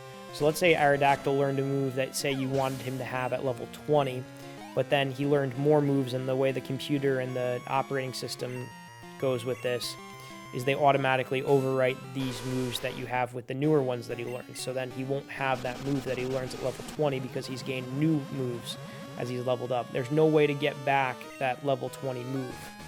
So you would want to get the Aerodactyl at level 20 so you could teach him that move and prevent him from learning the other moves that would not let him, would get in the way, really.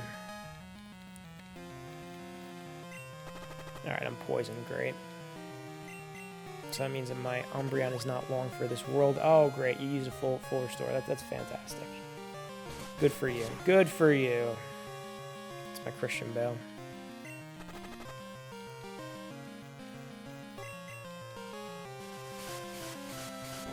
Trying to stay awake over here as best I can.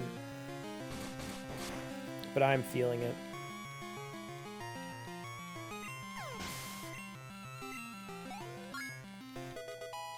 Level 57 Umbreon, nice.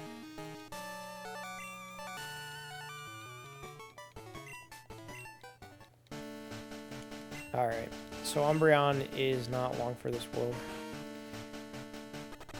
We'll send him out against Bruno here, but he's probably going to die immediately.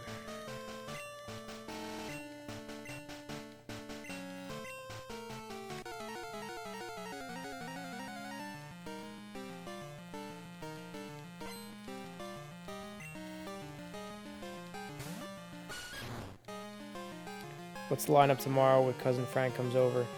We're going to be doing Until Dawn. I think we have 3 more chapters in Until Dawn, and then I think we're going to go back to doing Until Dawn Rush of Blood. I'm not too sure what time we're going to be going on because we're going to get dinner. But we're going to go on. We're going to probably play Until Dawn. I still got all the VR stuff over here. I got the VR pole right next to me. So that's going to be fun.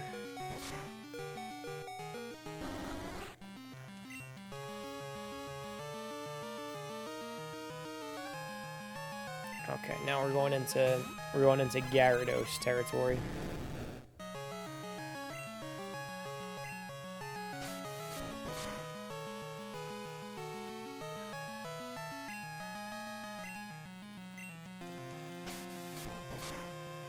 Wow, am I flinching? Is Frank streaming tonight?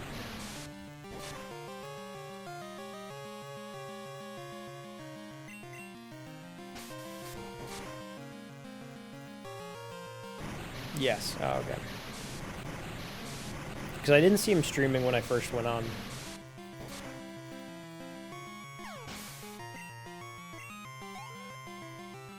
Doom. I've never played Doom, but when I go into, like, my local video game store, they have a copy of Doom for the Nintendo Switch in a box that is meant to look like the Nintendo 64 box, and it is very... It's very nostalgic. I love the Nintendo 64 boxes. It kind of stinks that you can't keep a game in those boxes because they're just kind of like cardboard. It's not like it's a case. I actually have some of my Nintendo 64 boxes. I think I have my Nintendo 64 box for Super Smash Bros., Mario 64, and Mario Golf. Funny enough. Still waiting on my brother-in-law to give me one. I think he was trying to work some bugs on it for something. Wait for your brother-in-law to give you Doom?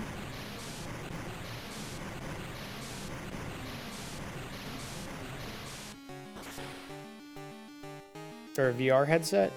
I'm trying to think what we were talking about. I'm like all over the place. and like trying to stay awake. VR headset, nice. Yeah, the ones that Frank had, he left over here for us to do VR on stream. So hopefully we'll be going back into VR, the world of VR, the wonderful world of VR on stream tomorrow. He will take me into the heart of Until Dawn. We're going to immerse ourselves in that. And by the time that we probably beat the main campaign, it's going to be nighttime and I'm going to be delirious. So the VR headset's going to take me there. It's going to take me to the top of Mount Washington. It's going to take me on a roller coaster ride, literally and figuratively, with a bunch of creepy stuff. And I'm going to love it.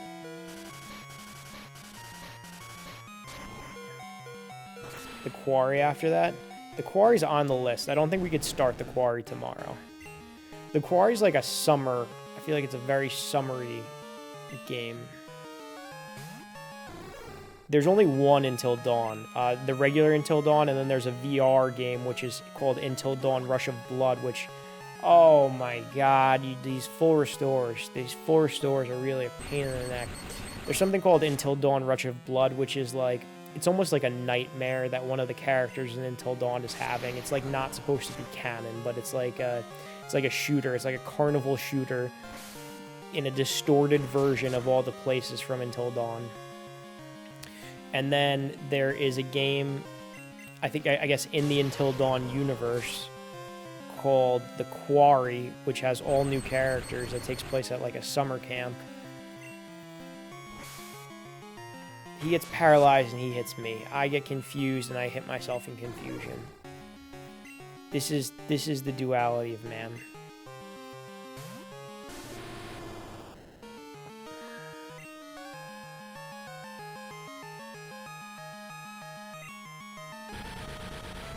We're just gonna really power up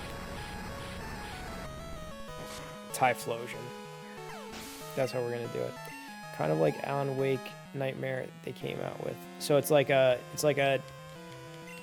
non-canon game. A nightmare. I feel like a lot of these VR games are like nightmares. Like Batman Arkham VR was a nightmare that happened before Arkham Knight. The Quarry, or not the Quarry, Until Dawn Rush of Blood is a nightmare that one of the characters has. It's all nightmares. Xbox Arcade back in the day. What are these items that I have?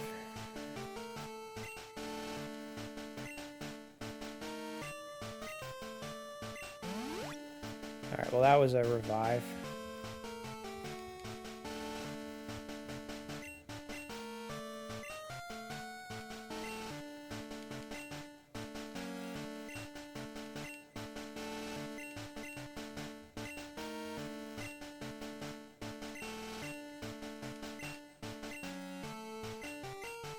Trying to see if I have any potions.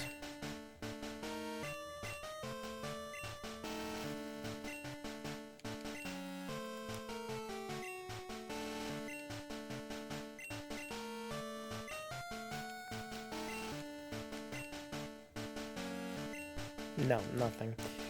Alright. So Karen is the ghost, the dark type. We're not going to put a dark type up against another dark type, so I'm going to take this item.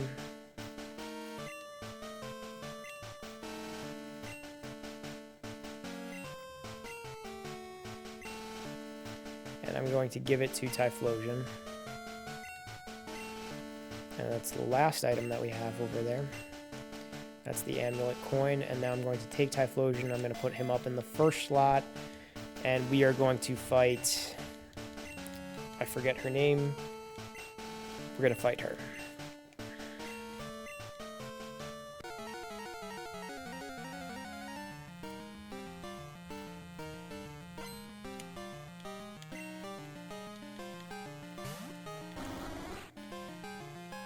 She's got an Umbreon.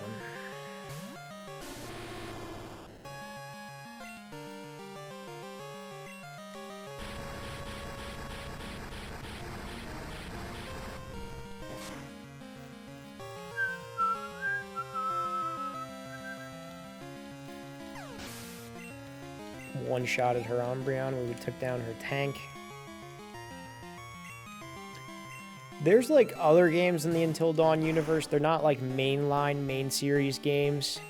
Like Until Dawn is like a full-fledged 10-hour game. The Quarry is like a full-fledged 10-hour game. They have like these really short games called the Dark Pictures Anthology that I think are like each 2 to 3 hours to complete.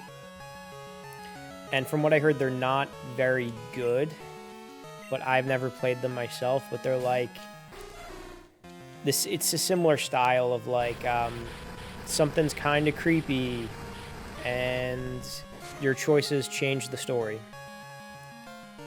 But I'd rather like one full big game than just like a bunch of these little tiny ones. And I much rather prefer Until Dawn than the Quarry.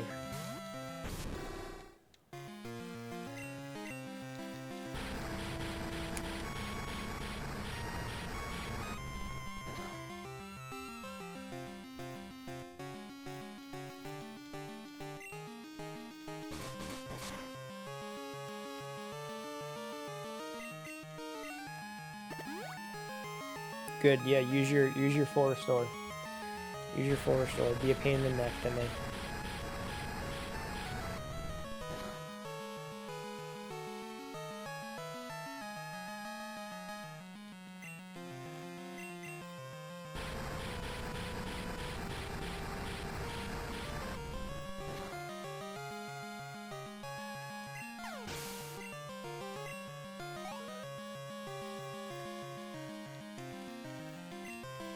Any of them gruesome? Not particularly.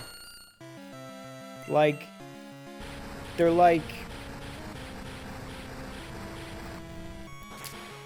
fun horror. It's not like terrifyingly scary.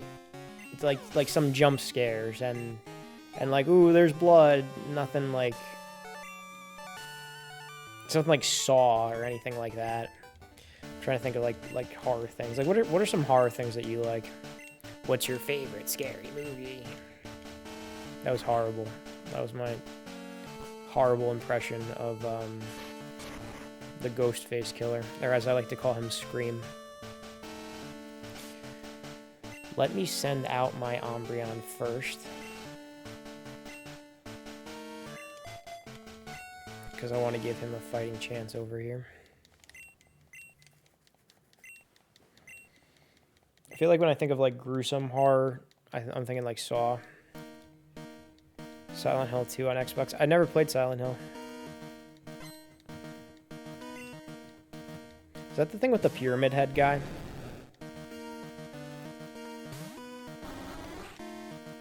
Okay, let's do Moonlight. And let's try to heal up a little bit.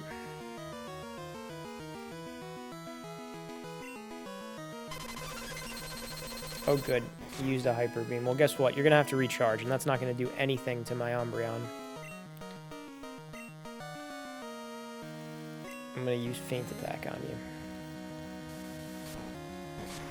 Could you, like, briefly explain to me, like, what Silent Hill is?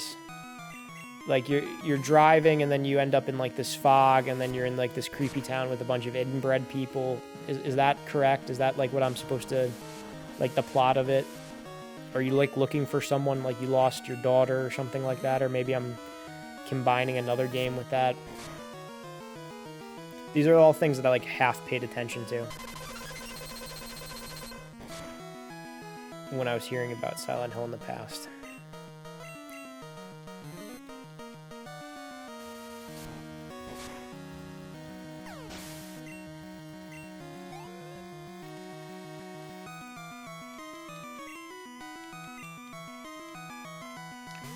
Daughter in the original game, movie, in part 2, it's your wife, I think. This guy's entire family keeps getting lost in this creepy fog place. Oof. How are the movies? Is that's technically a movie video game where a movie is based off a video game?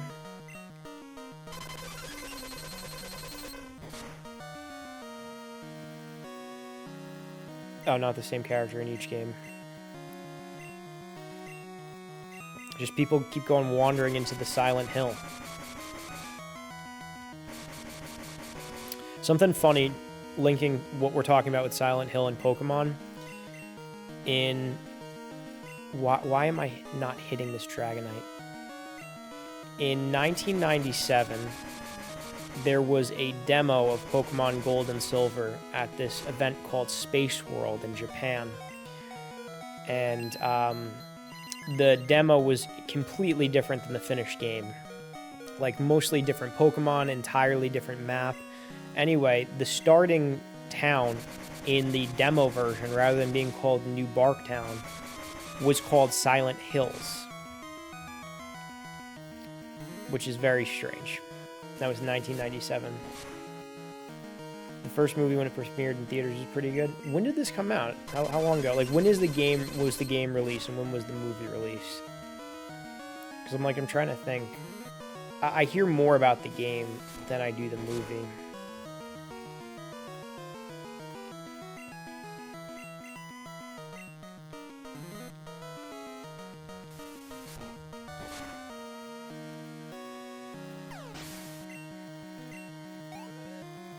Game was in the 90s on PS1. Okay, that's probably why they changed the name from Silent Hills to just New Barktown in this. Maybe that was just a placeholder name.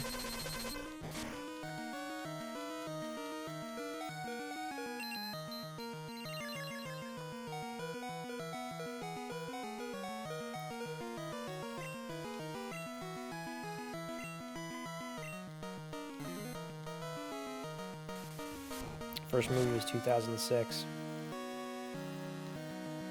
I was in 6th grade then. What a time to be alive.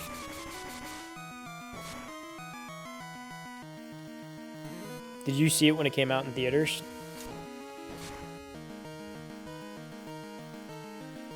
And how is it received by fans? Do fans are like hate it? I know you said it was kind of fun, but was it faithful to the story? Was it a good adaptation, or was it just they tried, it's kind of fun?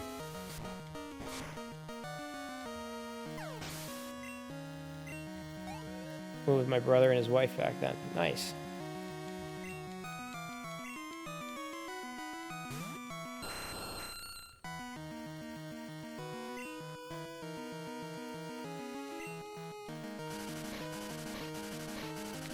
This looks like this might be the end of Umbreon here.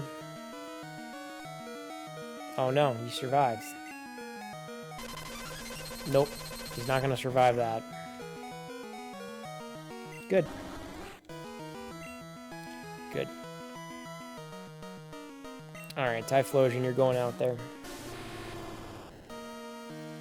It's a good adaptation, but I haven't played the first game to see how faithful it was to the source material. Oh, okay.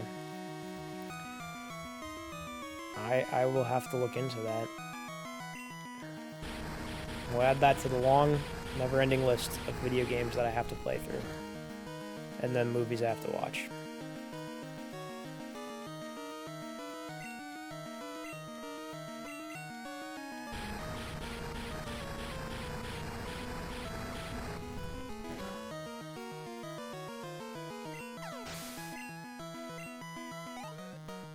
The game itself is kind of based off Centria, PA. What happened over there? Could you give me the history to that? I know that there's some creepy towns. I know that there's a creepy town in Connecticut that was used for that's poisoned because of radiation. They were doing some kind of radiation thing. And they keep that town closed off by guards, and you can't even get into it.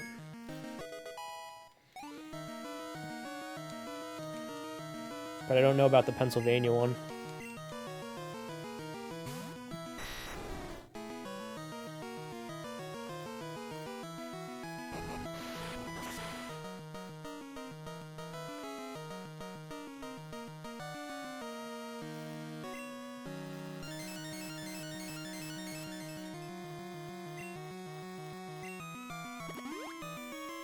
Town is literally on fire underground from a coal fire It's not devoid of life.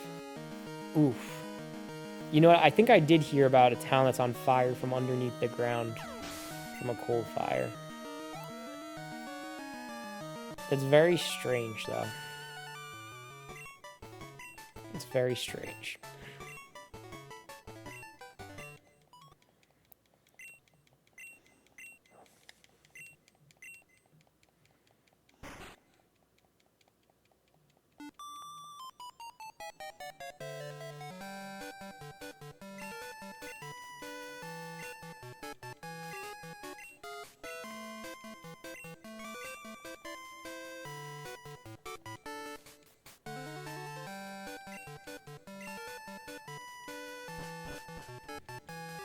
Alright, so this is our third time getting through the Elite Four.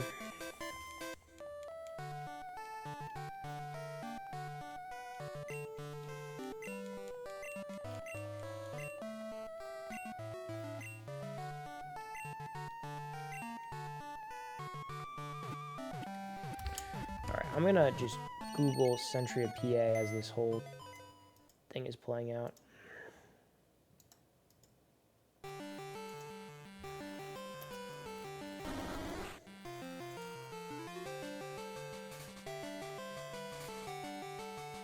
The Lost Town.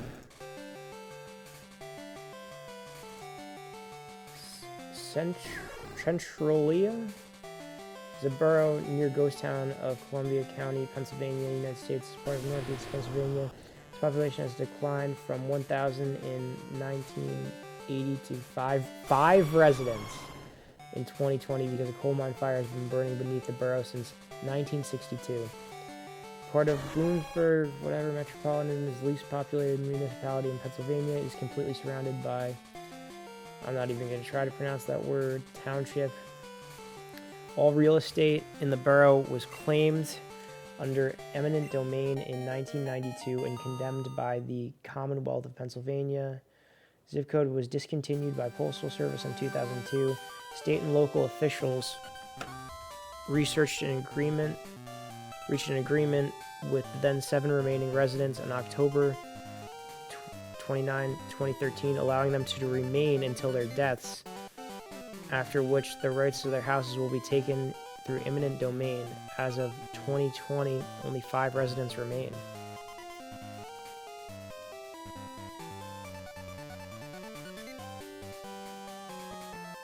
That 90s real dark comedy, Nothing Trouble, has a town similar to Century. I never knew about this.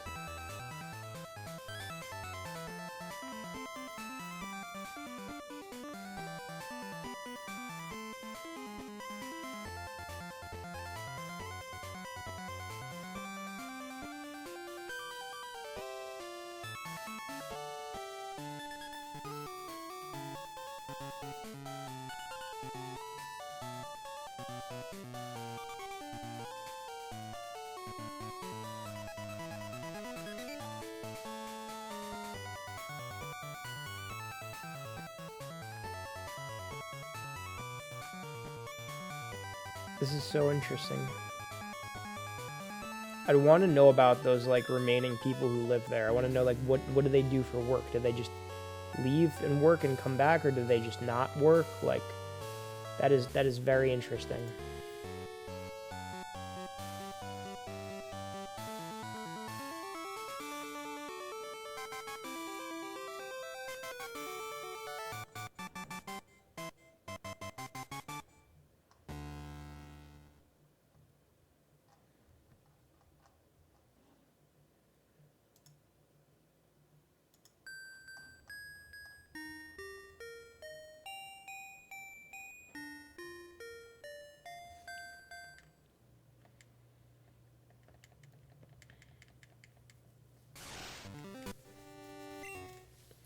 Alright, let's try to catch a few more Pokemon.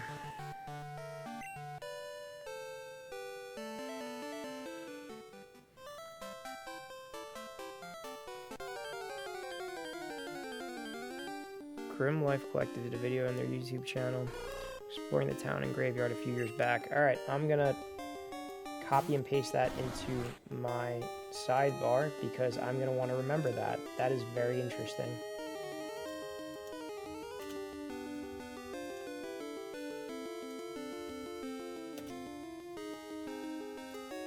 I'm going to check that out.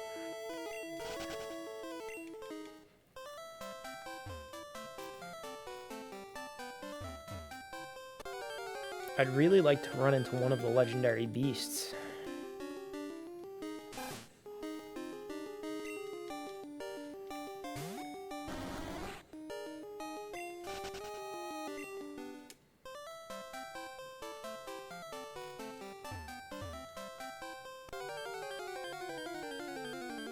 But that just does not seem to be in the cards.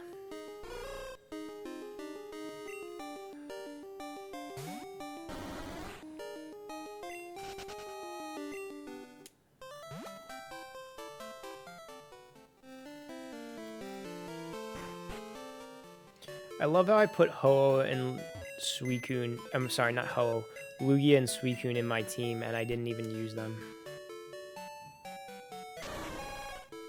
Hello, VA-Trax, welcome on in. How are you doing tonight?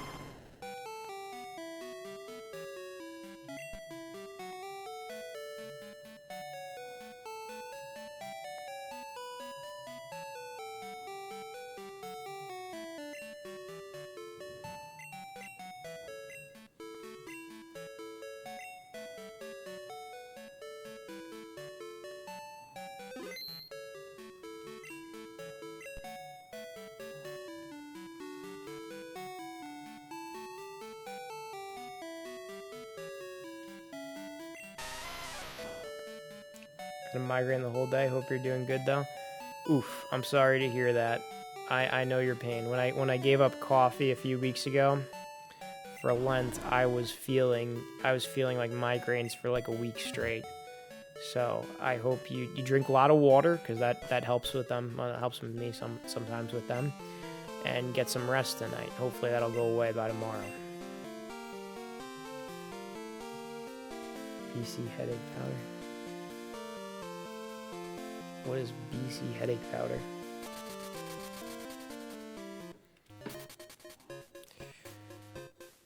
Let's see if that Lapras is catchable.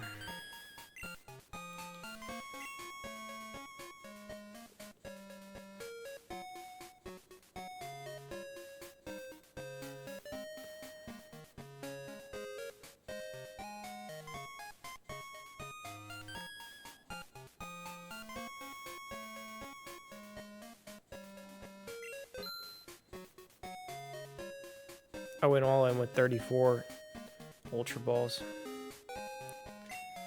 And I think that this is a repel.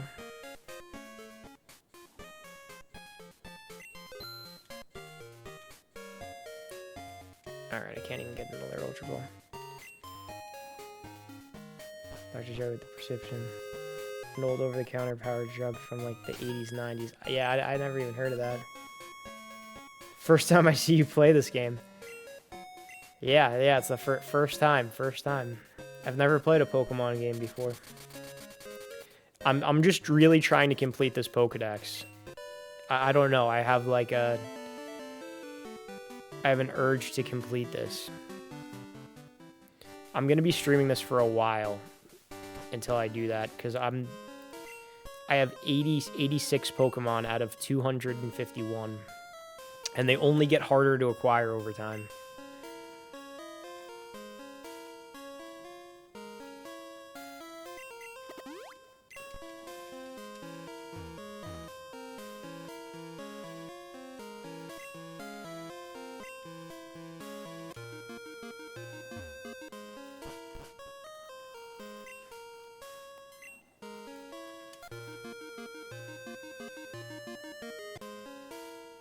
VA-Trax, you sending anyone any direct messages or giving anyone new subscriptions?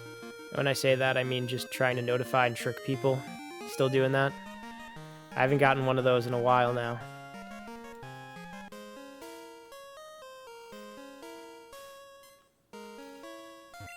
Let's see, is the Lapras here?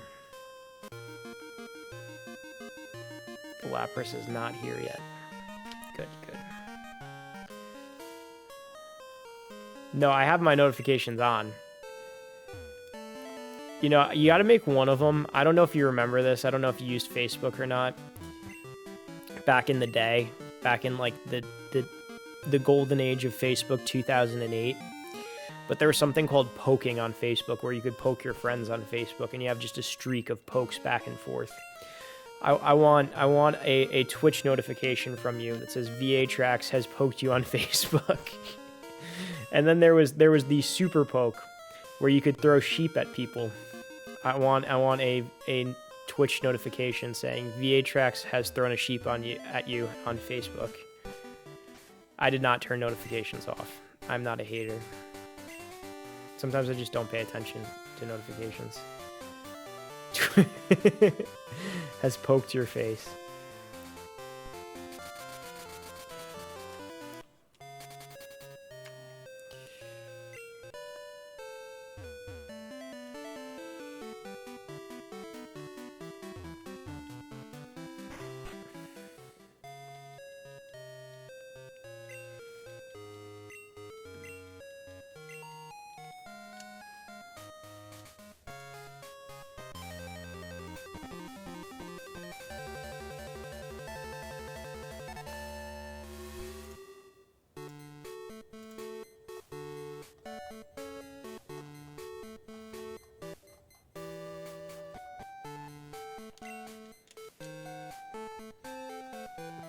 Going to Route 13 now.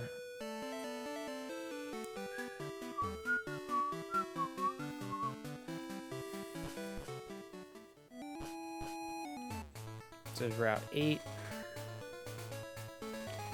And we're trying to get a quillfish now. Let's go for the quillfish. Route 12.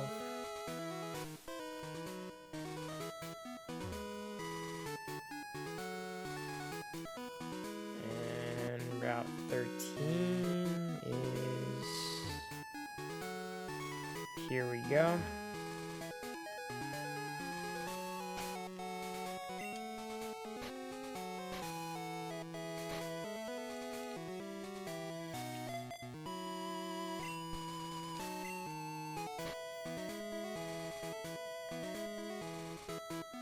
One, two.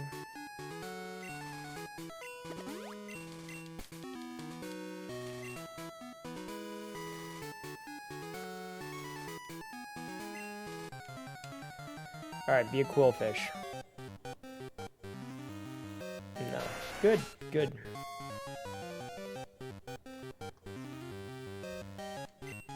70% encounter rate, tentacool, 10% encounter rate, quillfish.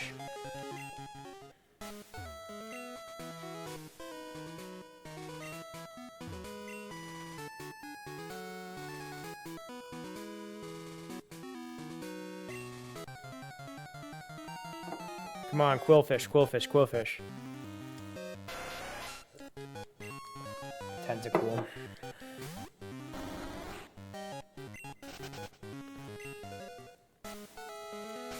You know what, this is where I should have Ampharos in front.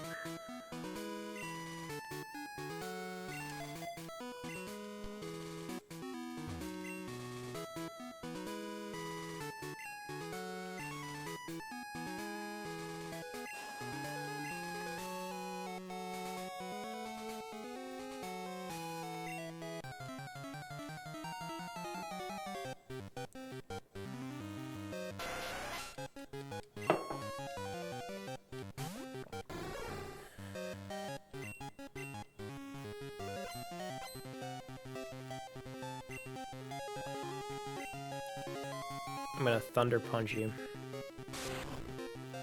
Oh, or you'll just outspeed me and rat me.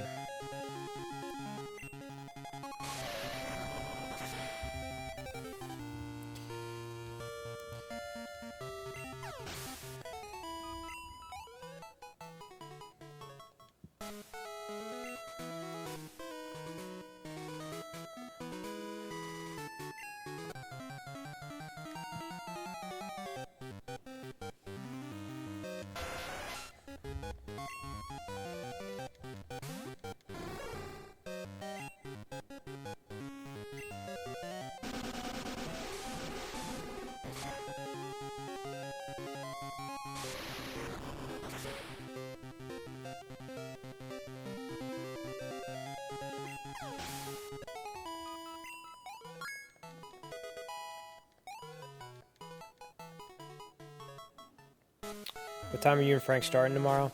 I am not too sure because we're going to probably get dinner first. See with him. I know I'm going to the city early tomorrow morning, and then I'm going to meet up with him probably around like 6-ish, but we're going to go out for dinner. I want him to set up some new emotes over here. We don't have that much of Until Dawn to finish, but I know we're going to do Until Dawn, and then we're going to do Until Dawn Rush of Blood. So we're going to allow for enough time to do both of those. I'm pretty sure we got like 3 chapters left in Until Dawn to get through. But I'm really looking forward to it. A long time coming.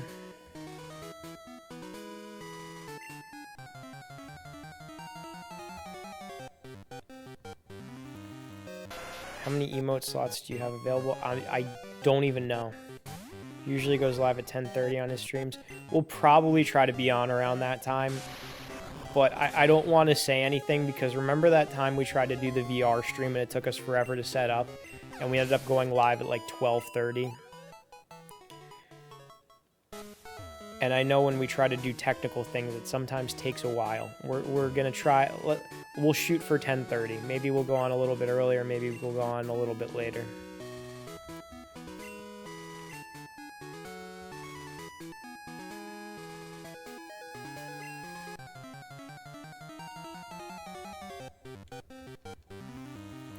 Come on, let's get a quillfish. I don't want any tentacles.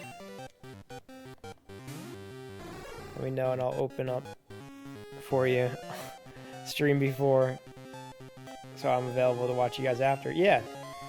So if you want to go on, I don't know how long you usually stream, but if you want to go on like maybe around like 8 and then you stream for like 2.5 hours, we should be probably getting ready to go on then. Was that when Frank was sitting around eating a bag of chips? There's a few of them where Frank was sitting around eating a bag of chips, but he was definitely doing it in that one. I remember I was playing super hot and he fell asleep at one point, and I was like really getting into the game. And then I just took off. I just said to him, "What time is it?" And then he just didn't answer. I'm like, Frank, what time is it?" Because it was also kind of hard for me to understand. Every VOD is Frank falling asleep on the couch. Yeah, at some point he does that. We should make a Frank falls asleep on the couch compilation. There are some times where it's like me falling asleep on the couch though too, like as I'm playing video games. Like even in this stream, when I was right before I went to the Elite Four, I was like starting to slow down, and then I'm like, all right, I gotta really talk. I gotta wake myself up. I just gotta keep talking. So that's what I did. I just started talking, and then I'm like, I'm kind of awake now. Just remove the couch and get some folding chairs, and he'll stay up. That is not too out of question. We probably could do that. Thinking of the stream where you guys had a chair playing the elevator VR. Yeah, we only did one VR stream, so that had to have been it. But that was cool because we played that plank simulator game. That was the one with the elevator. We played Batman Arkham VR. We played Super Hot. We played Until Dawn VR. It was fun. That one is up on the YouTube channel. I had to edit it a little bit to remove some personal information that we let slide over there, but that one's up there.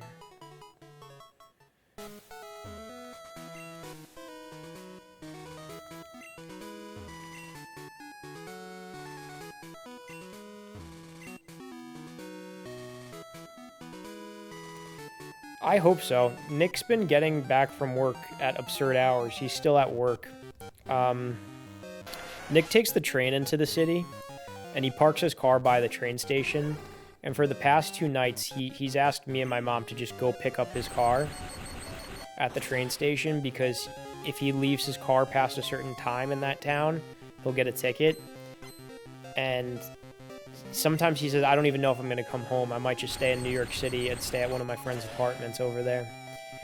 But he came home last night. He was here at 3 in the morning eating cereal before he went to bed. And then he was up at like, oh, wait, what is this? I'm learning a new move. Ampharos Gen 2 learn set. Level 42. Light screen. I'm not going to teach him light screen.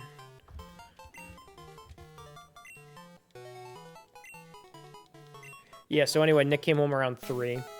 And then he slept from 3 to 4, 4 to 5, 5 to 6, 6 to 7. He was up at 7. He slept for 4 hours. He was up at 7. And he left the house before I did.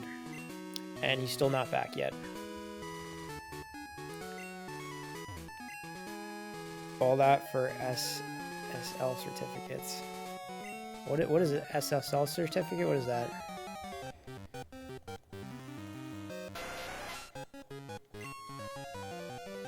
I'll tell you one thing though. He makes good money doing it, but he said that if you took the same amount of hours and you applied it to working a fast food job, he would be making the same amount of money through a fast food job. That's what Frank says he does. SSL certificates. I gotta watch more Frank stream. See, now I'm streaming at the same time as Frank. I've been trying to go consistently every single day. I've been, like, trying to stream almost every single day, and I've been doing a good job. What I make him do is renew these certificates, and he's the only one that knows how to do them. That's it. His job is SSL certificates. I'm gonna have to bring that up to him. Tomorrow, I'm gonna be just like, so how's those SSL certificates? They're certificate, man. My cousin Frank, the certificate man. I can't believe I still have not encountered a quillfish yet. I think it's... I don't think quillfish are actually over here. This is supposed to be a 10% encounter rate for quillfish.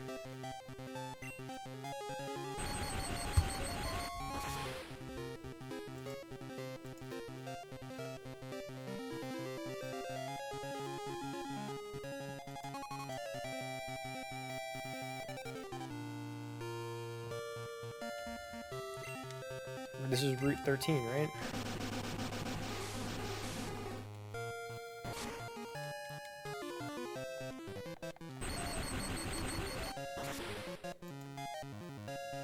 This is Route 13. Is this some BS where it's only at nighttime? Or only in the daytime?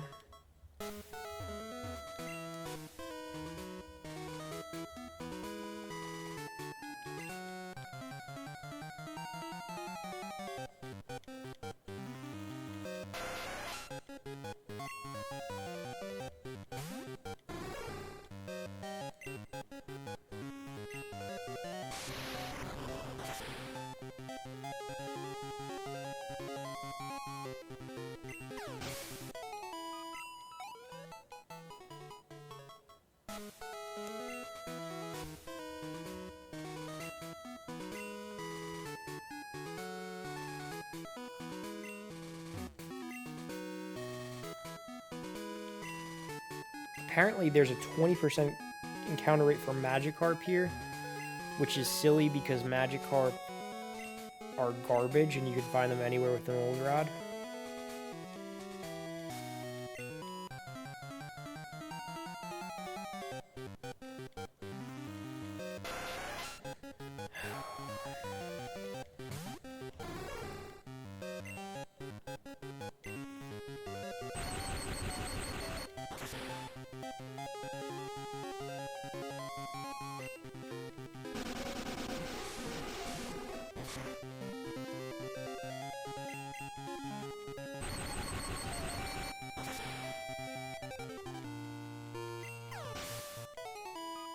Go back. Alright, what is this? Route 34. Picnic or Gina again.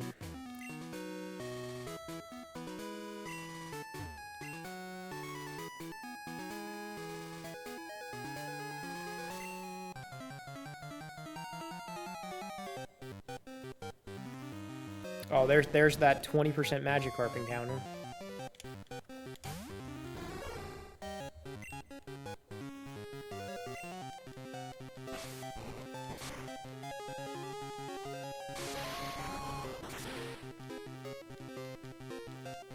It's gonna give me garbage EXP too, because Magikarp does not yield good EXP.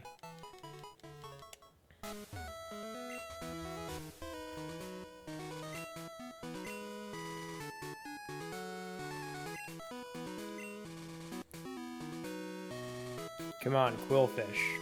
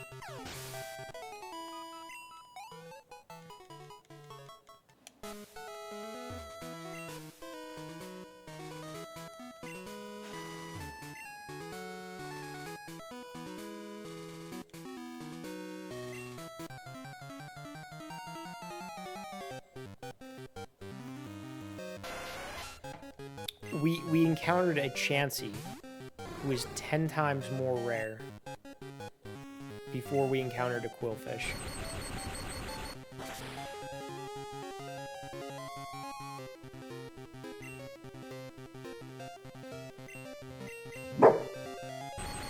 Rick, who's here? Who's here, Rick? Go get him, Rick. Go get him. Go get him, Rick. Who's here? I don't know. Okay.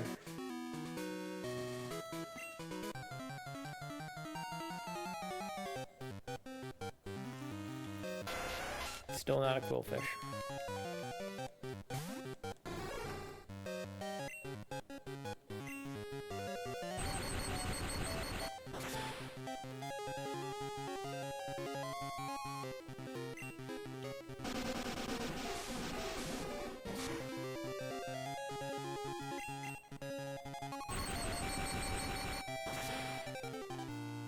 Dog being rebellious today. Can't wait for me to grow up enough to walk outside. Rick's still doing 5 miles? Yeah, he is. Yeah, he is. He did about 5 miles today. Walked a couple times around the park.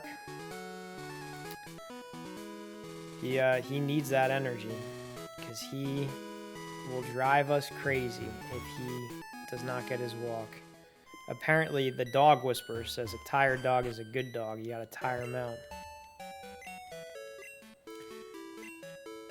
What was he doing that was rebellious today?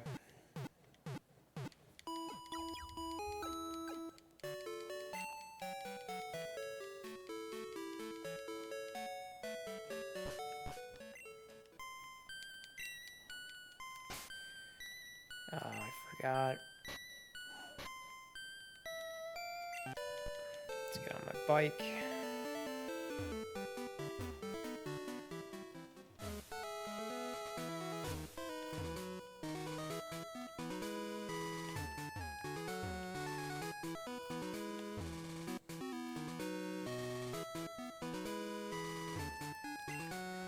Alright, come on. Quillfish. Running around, trying to jump and steal her food, biting everyone's feet, trying to play, just overall annoying my wife. Ah. Yeah, that'll happen. That'll happen. Have you taken him on stream with you yet? Because I would like to see that. I would like to see him on stream.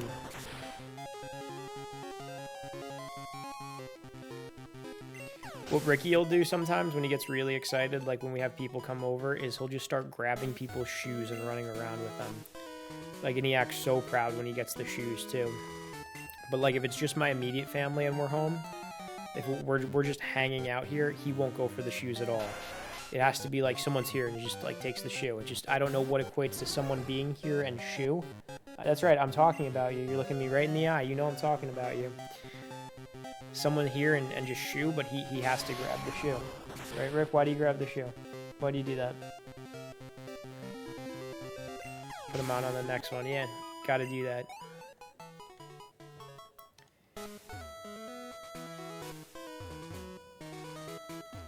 It is 12:50 and I still have not gotten this Quillfish.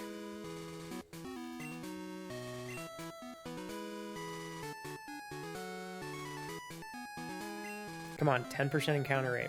We found a muck before we found the quillfish. Great.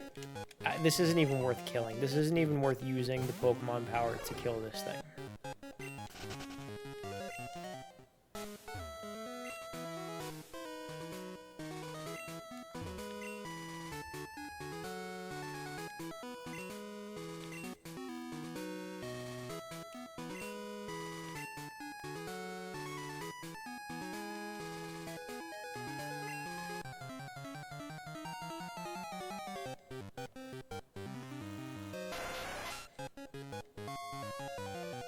He looks like he's peeing in the water. He does look like he's peeing in the water.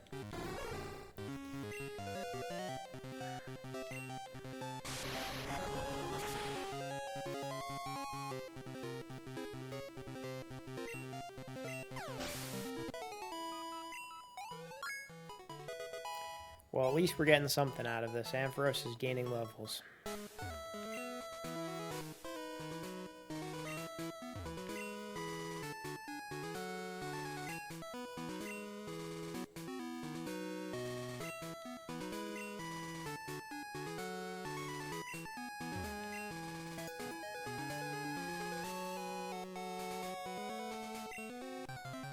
Can you save and restart the game? You can.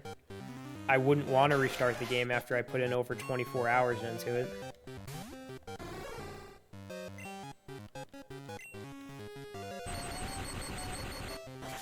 We put a lot of time into this save file on stream.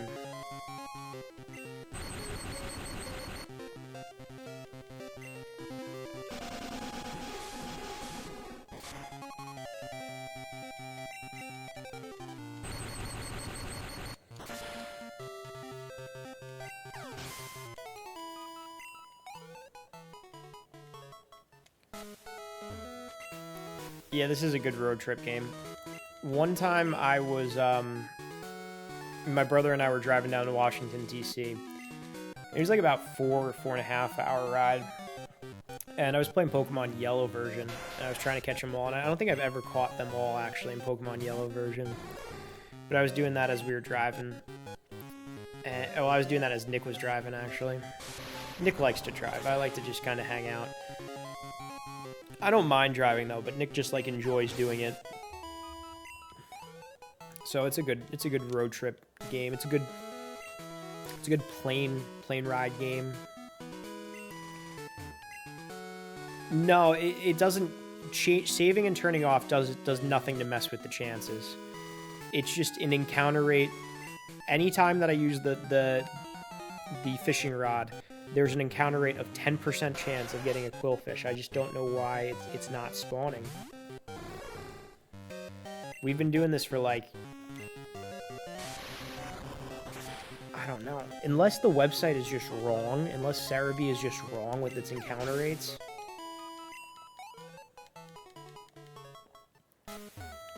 We'll say we'll try until 1 a.m. I'll try for 6 more minutes. I think I'm just really unlucky. I'm really unlucky with the catch rates. I'm really unlucky with the encounter rates.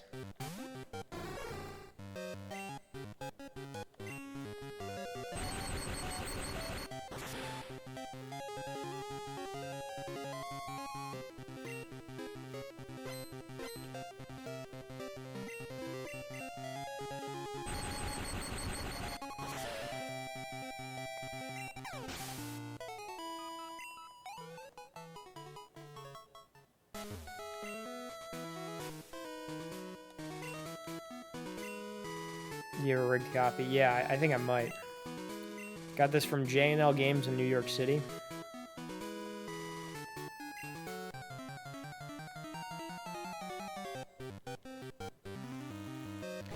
And then there's this Magikarp. This is a 20% encounter rate, is this Magikarp. I don't know how they got these stats, because this is crazy.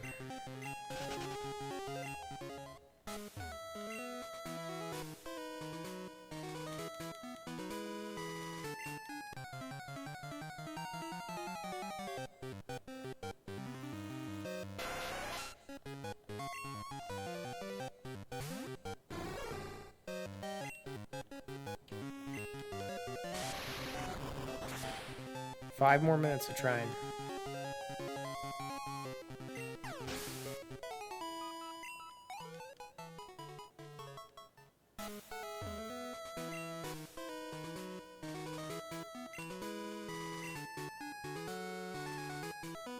In the 3rd generation of Pokemon, there's this Pokemon called Feebas that you have to use the Super Rod to catch. And you could only catch him on this pond on one route. And every single day, you could only catch him in like 3 tiles on that pond. And every single day, the tiles change. Oh, good. The alarm's going off. That's good. That's great.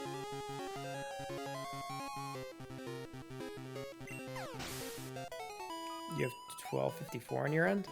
I got 1256 now. Let me check my phone.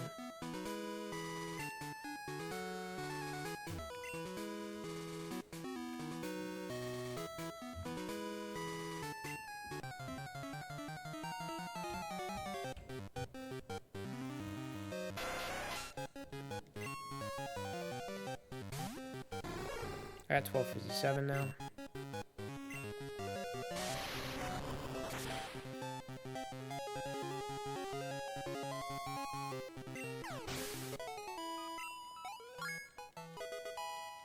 And Ampharos is level 45.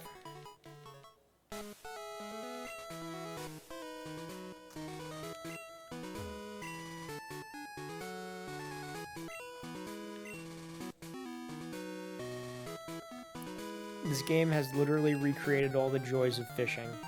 Standing and waiting. And reeling in trash.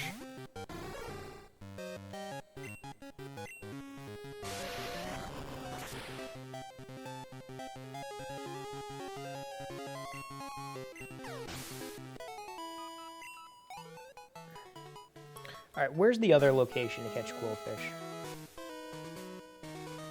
Route 32. Where's Route 32?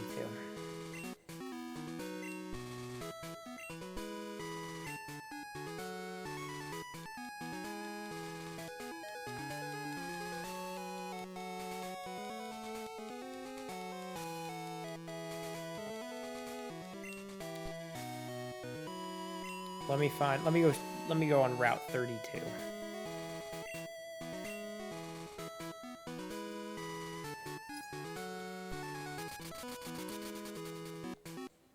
What's the high? Wait, what do you mean rank?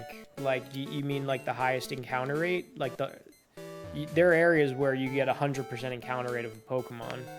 There are areas where you get a 1% encounter rate of a Pokemon.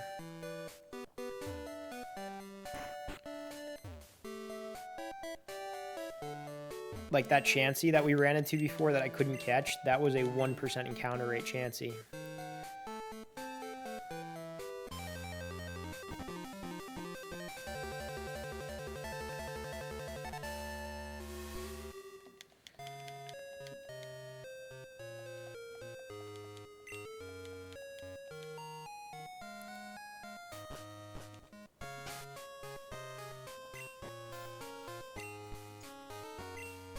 Alright, Route 32.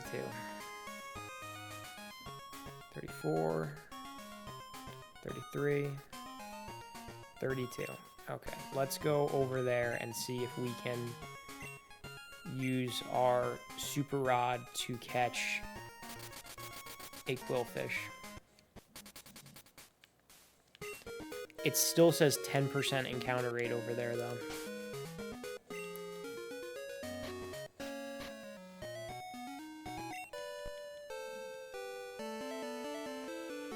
Oh, can a level?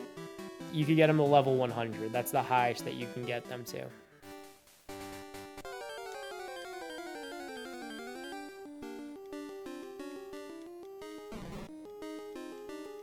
I'd really like to run into one of the legendary dogs on one of these routes.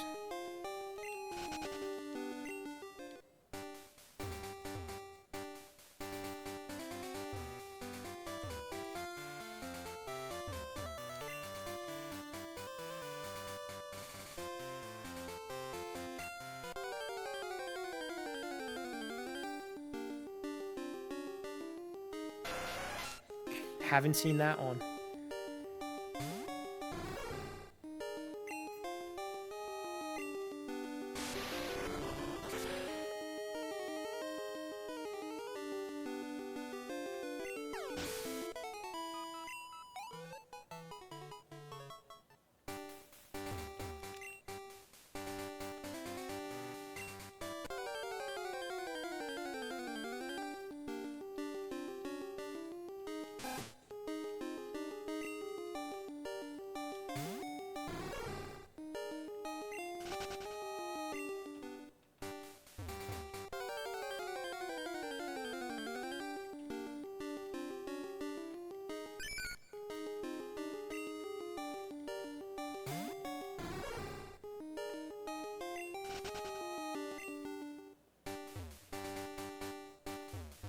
I'm going to stand by these fishermen because they seem to know what they're doing.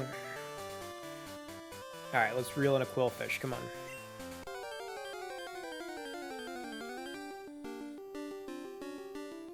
Good.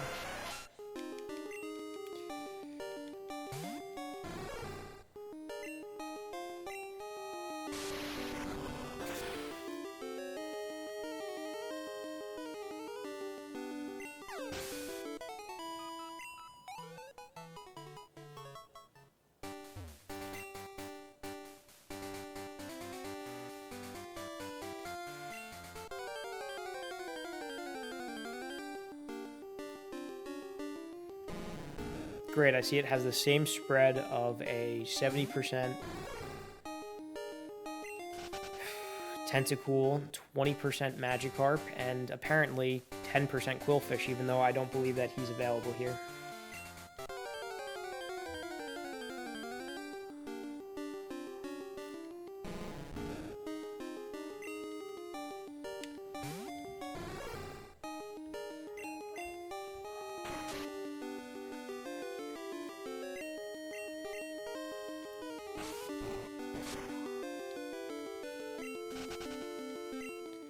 You know what? I'm going to go into that cave and see if the Lapras is here now, because I'm tired of this.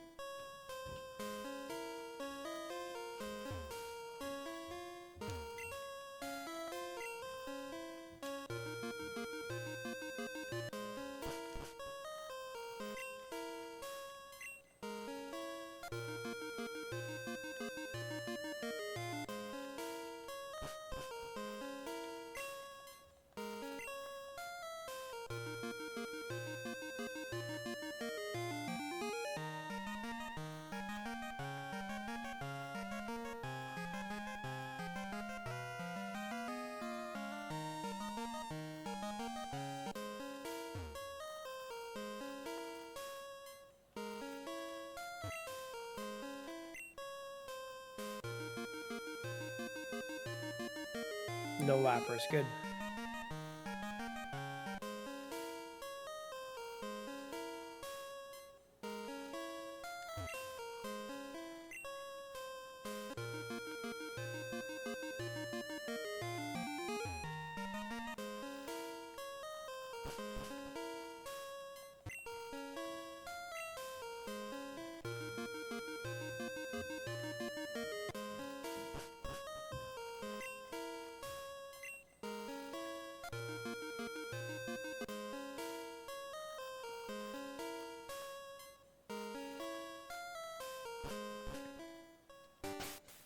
Let's try to get a legendary beast encounter. Something to redeem tonight.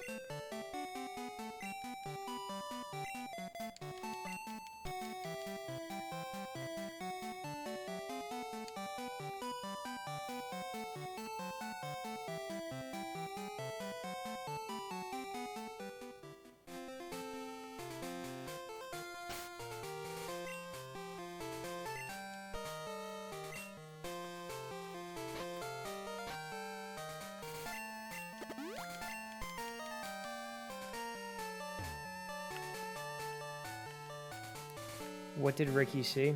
I think he heard my sister come into the house.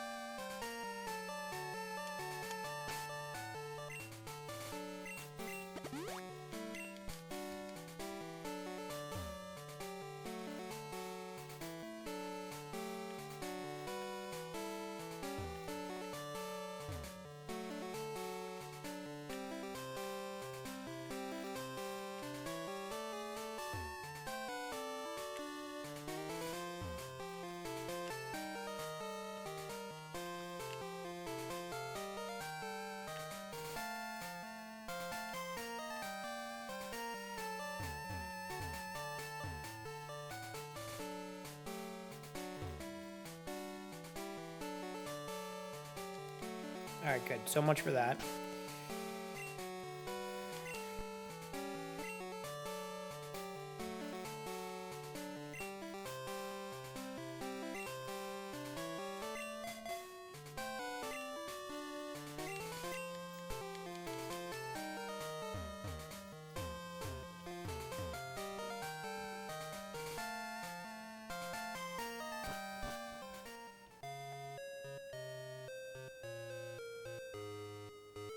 Alright, I don't know. Bug catching contest. Let's try the bug catching contest.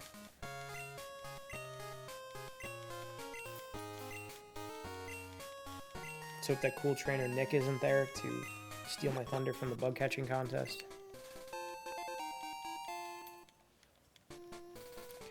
We're looking for a Scyther, level 14.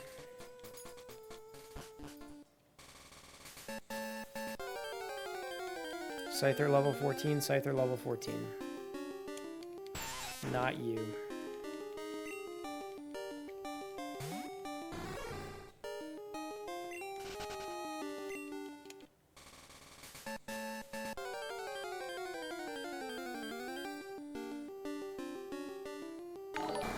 Not you either. Thank you for the follow. I appreciate that. Welcome on in.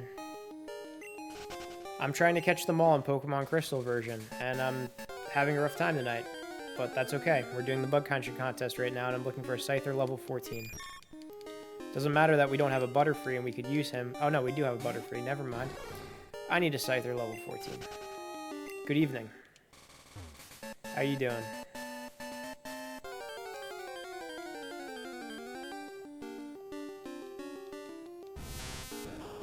Metapod, we need him for the Pokedex too, but I'm going for the Scyther. Because I'm trying to win this contest. Chilling playing some Pokemon Pearl. Nice, nice. What are you playing, like just regular run through of Pokemon Pearl? Are you trying to catch all the Pokemon? Anything like that? Or are you doing one of those randomizers, Nuzlocks? Oh, there's cool trainer Nick. That means it's going to be impossible to get through. Trying to finish the decks, nice. I'm listening to you and Frank's stream at the same time, so I hear Pokemon music mixed with Doom gunshots. It's just like Pal World. It's just like Pal World.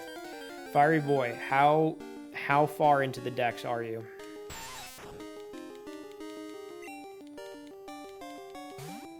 VHX, I appreciate the dedication to the family.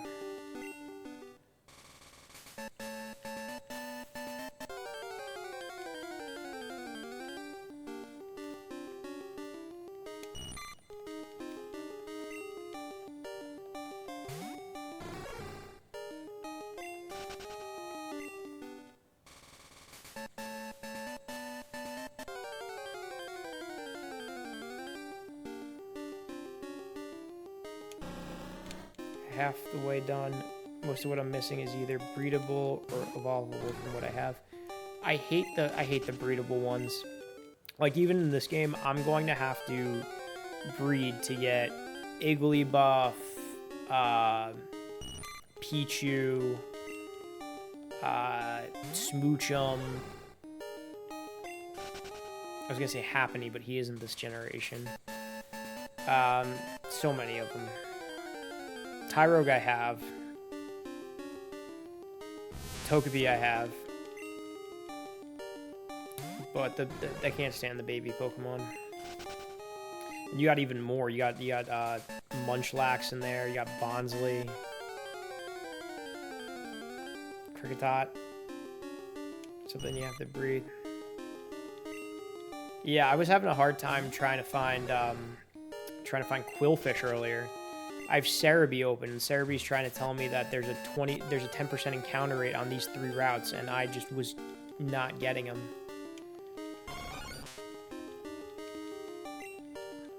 And I was able to encounter a Chansey, which has a 1% encounter rate, and I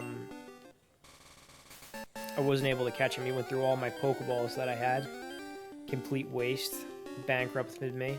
I don't think I'll ever financially recover from that. I had to go to the Pokemon League and use the Amulet coin just to get more money for balls.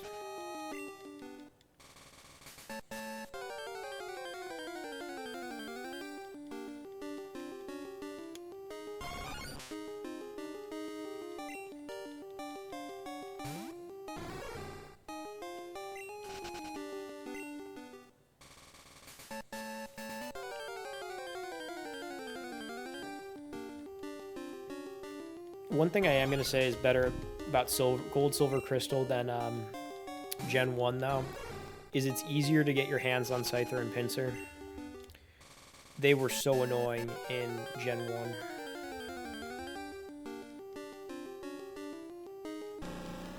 Don't know anything about 2nd and 3rd Gen games. Haven't played anything before Gen 4.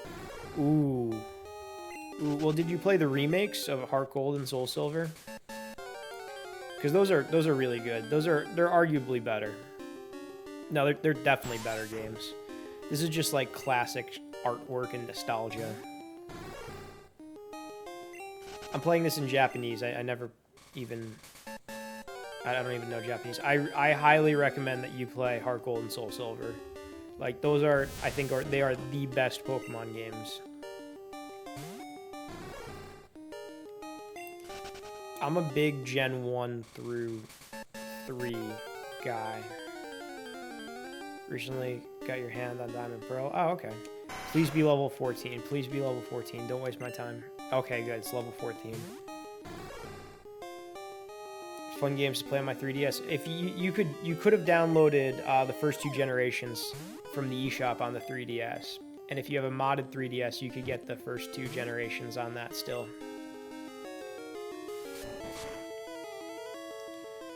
Let me paralyze him.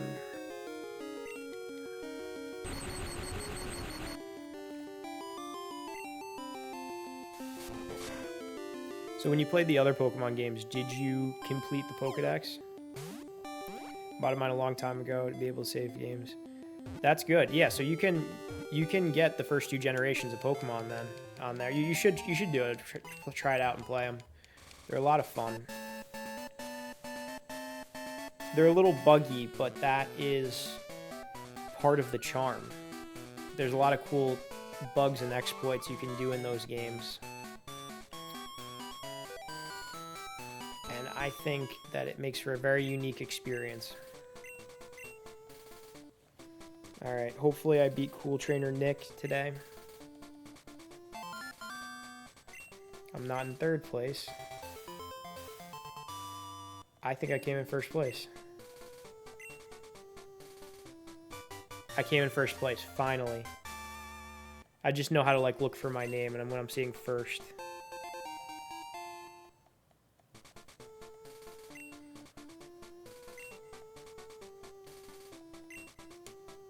Probably less buggy than Sword and Shield. Yeah. Yeah, I played a little... I never played Sword and Shield, but I played Scarlet and Violet a little bit. I did not beat the game. I keep saying I'm going to go back to it, and then I find myself playing the same Pokemon games that I've played my entire life.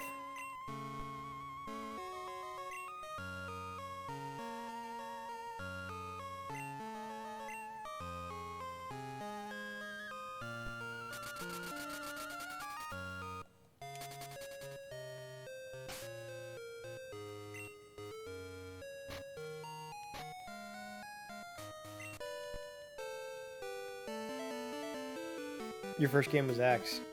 My first Pokemon game was Red version. Back in the day. Red, blue, and yellow. Did you do Omega Ruby and Alpha Sapphire? Because I really like the regular Ruby, Sapphire, Emerald. I played Omega Ruby and Alpha Sapphire, and I think that they were way too hand-holdy. Played Alpha Sapphire. What did you think of that?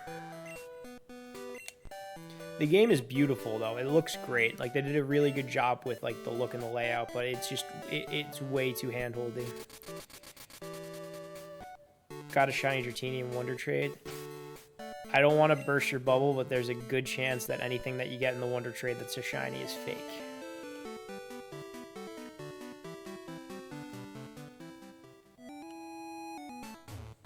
That's why I like Gen 1 and 2, because there are like exploits to get like legit shiny Pokemon in these games.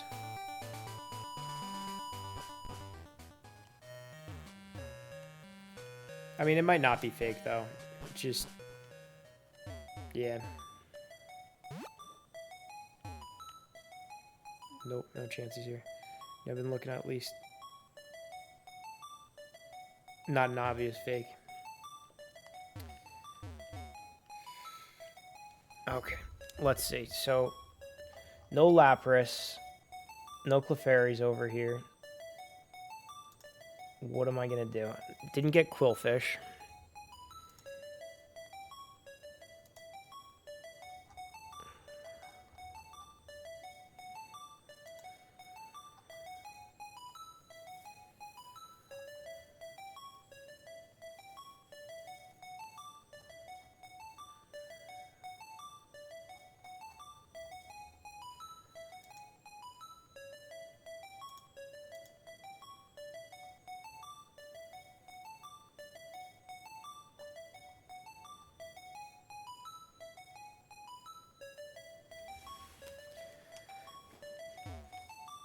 Alright, I know the next place I'm heading to now.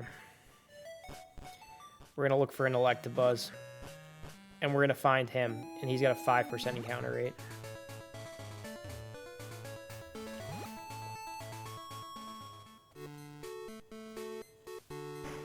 I just need to get a Pokemon with Cut.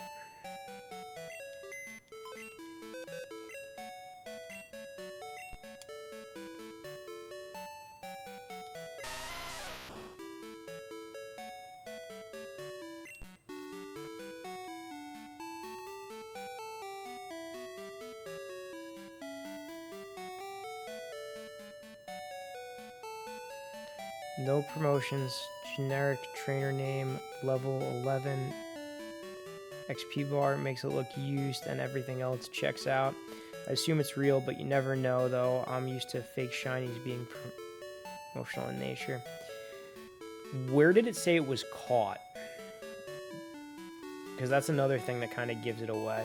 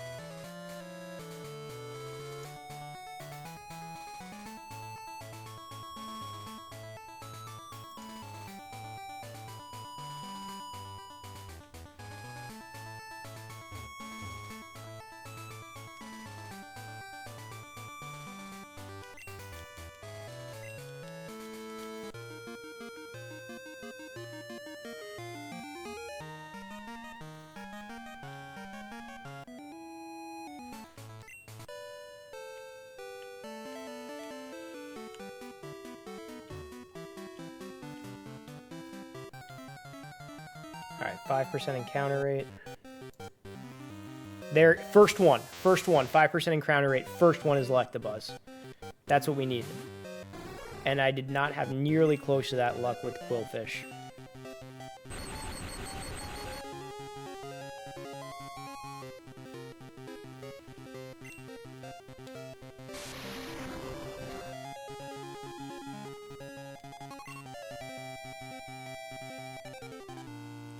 It says from daycare helpers. So it was hatched, probably? It could be legit if it was hatched.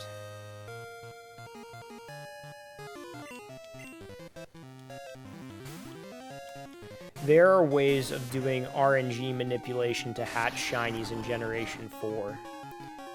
And I did that a while back, like over 10 years ago. I don't know how to do it now, but I've done that.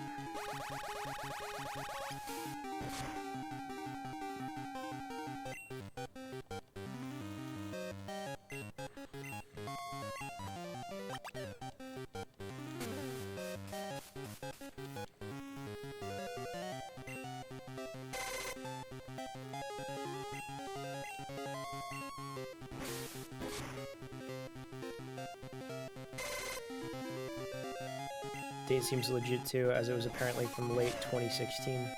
And when did you receive it? You just got it recently?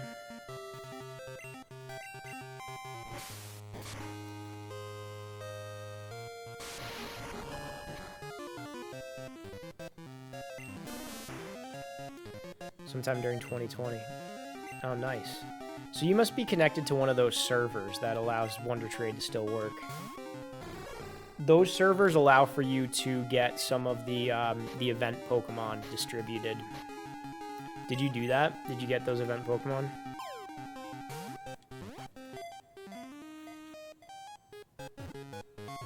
Oh, you should do that. You could get the Azura Flute, which allows you to get Arceus.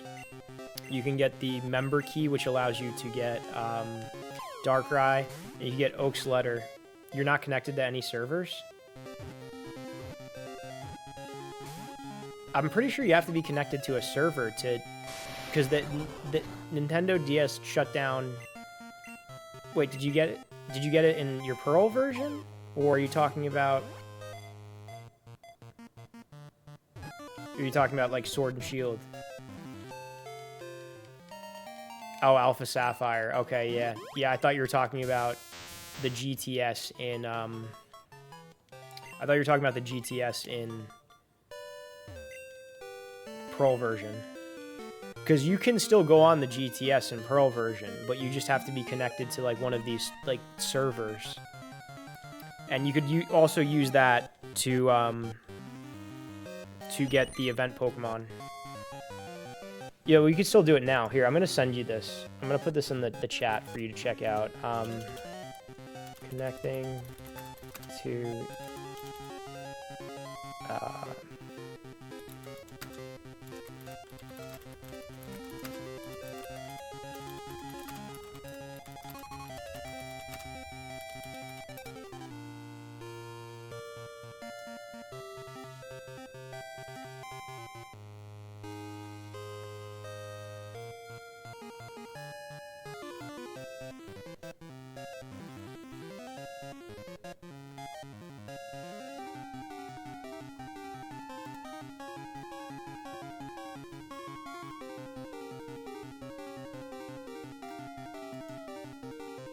Whatever you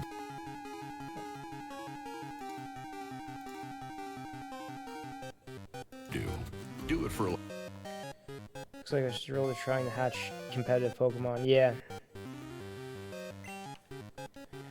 I'm just trying to find a video that'll show you how to get the, Yeah, this is how you get the events. You have to connect to a server. I didn't watch this video, but it looks like from what I'm seeing, they show you how to do it here. Get the events in 2024. Because there's a lot of events that you can get in those old Pokemon games. So you might want to check that out.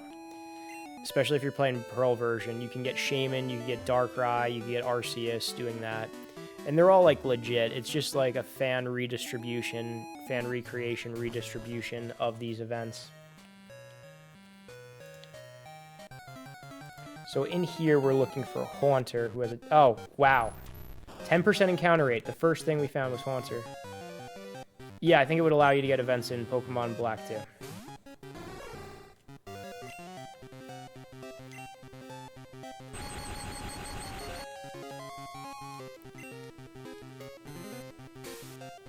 Oh, it weakened itself. Perfect.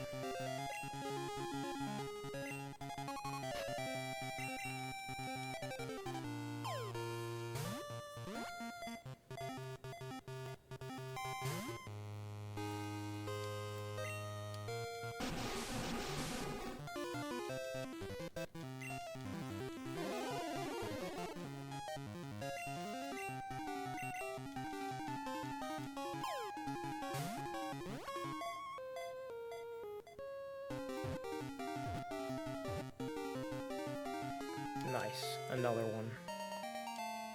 For a while there, I was trying to do the map glitch to get... No, this is so much easier to get them than the map glitch. That is pretty cool, though, if you're able to figure that out.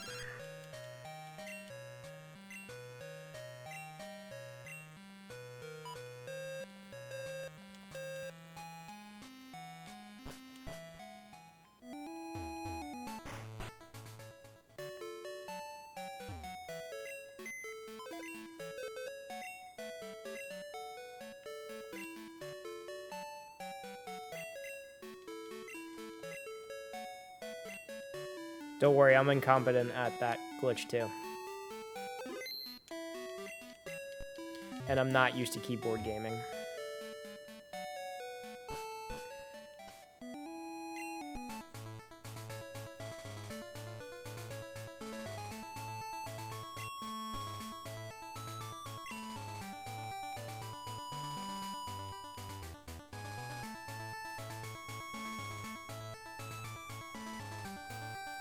Okay.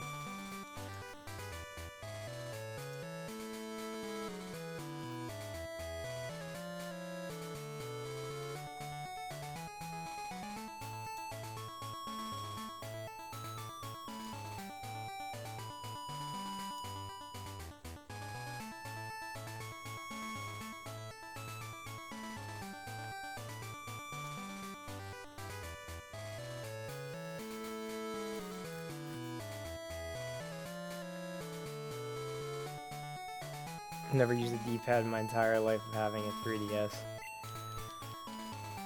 Yeah, I always use the circle pad too, but I've recently been using the D-pad because I don't want to, like, destroy my circle pad.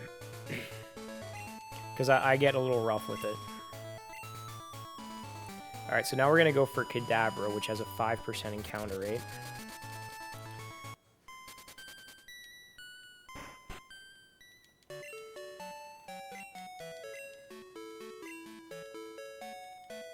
Probably also knows Teleport, which is going to be a pain in the neck.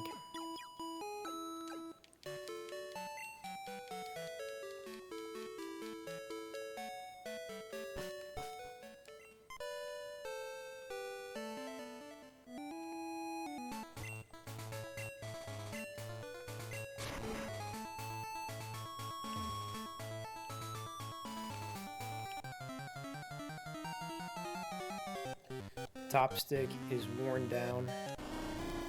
And I've never been rough with it. Yeah. Time to start with the D-pad then.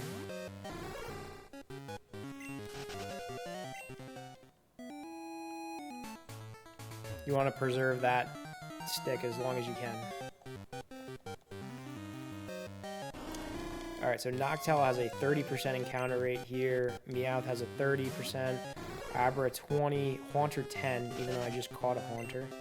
Kadabra 5 and Jigglypuff 5.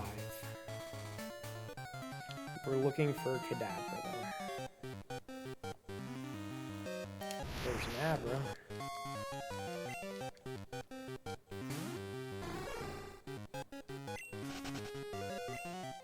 So far the thing works fine. Well, good. Hopefully it'll stay like that. What kind of 3DS do you have?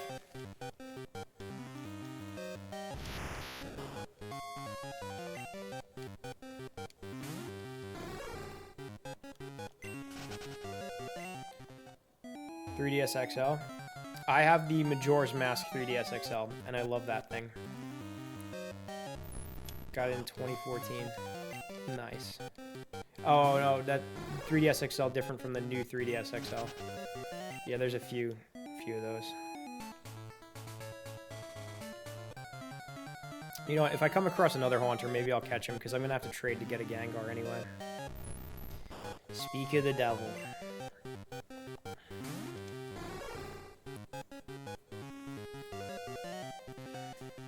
Shiny red.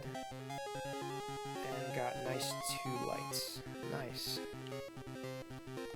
I don't want a girl Haunter, I want a boy Haunter to make into a Gengar.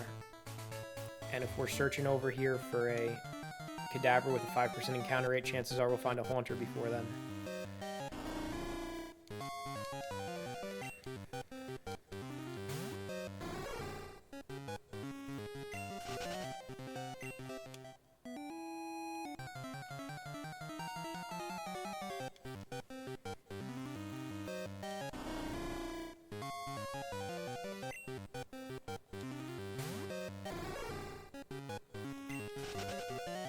For the most part, it's got some scratches on the bottom from me dropping it on the concrete when I was little.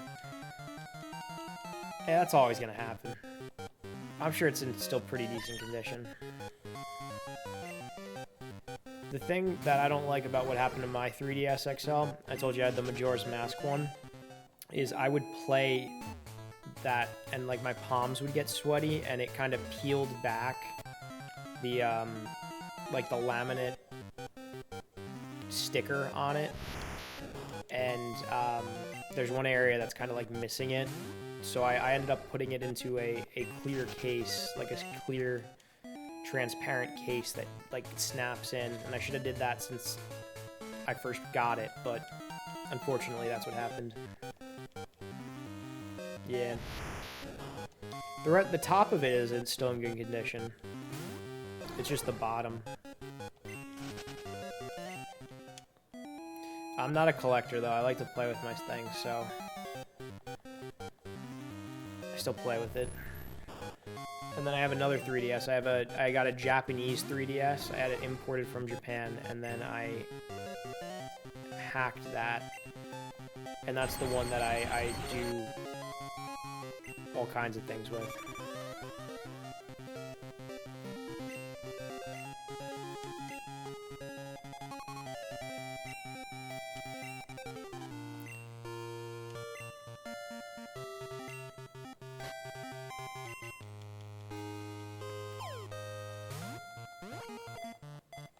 Challenge you to a Bakugan battle. I've never played Bakugan. I'm not even sure I know what Bakugan is. I challenge you to duel.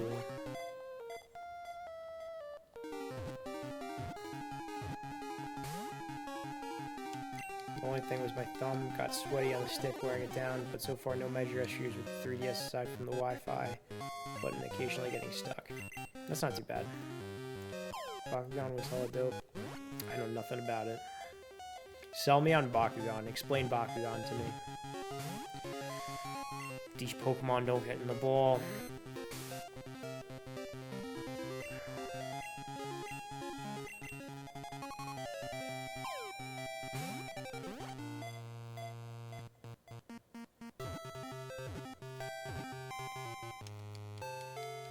Alright, still trying to get Kadabra though.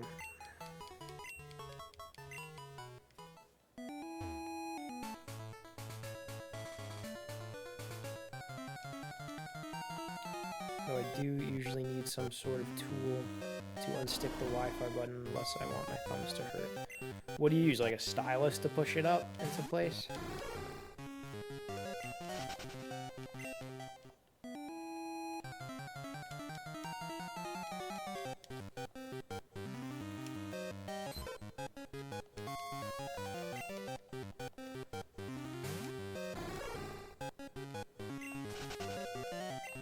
Come on, Kadabra, 5% encounter rate, let's go. Screwdriver to unstick it.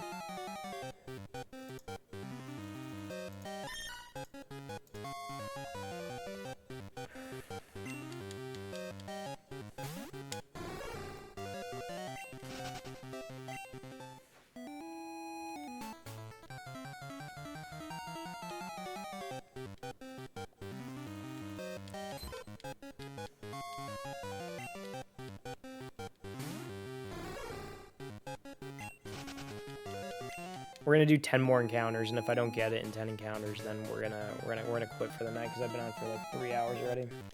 This is encounter number 1. It's a Haunter. That's not what I'm looking for.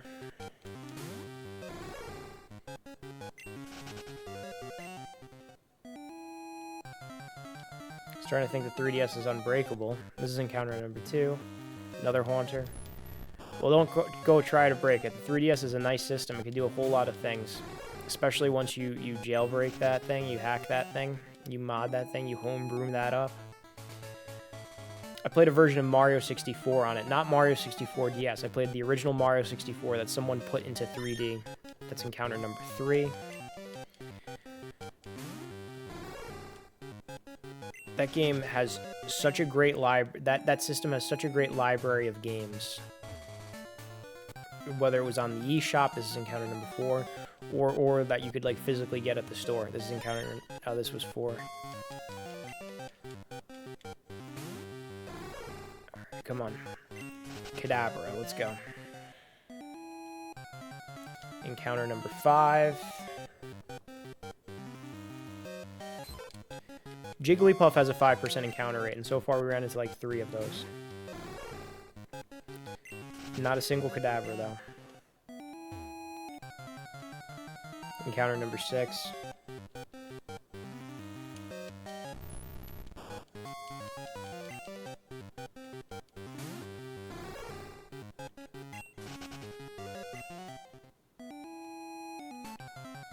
Encounter number 7. We got one. We got one. Okay. Alright, let's paralyze him and hope that he does not use teleport.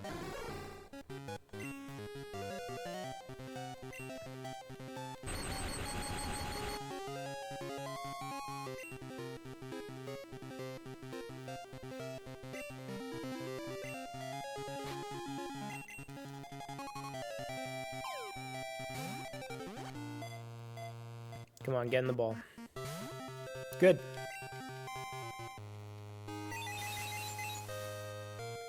Yeah, use Confusion, Psychic, whatever you want on me. Just get in the ball.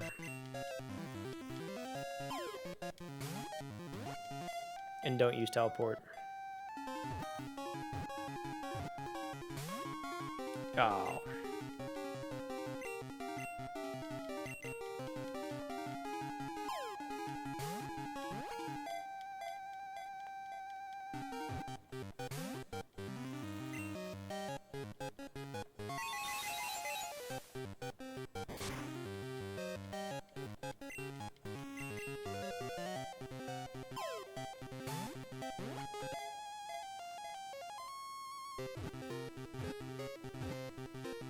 Got him. Nice. I would like to get one more of those so that way I can trade it over and get the Alakazam. Now, Fiery Boy 69. When you're trying to complete the Pokedex, are you trying to complete like a living dex or are you just trying to complete the Pokedex?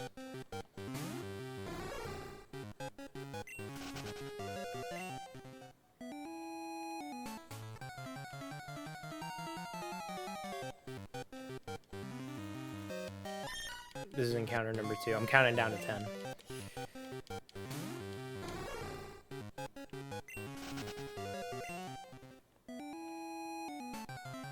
Encounter number 3.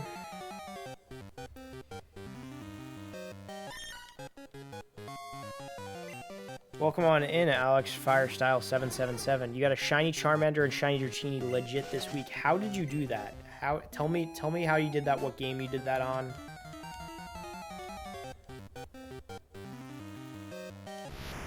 Encounter number 4.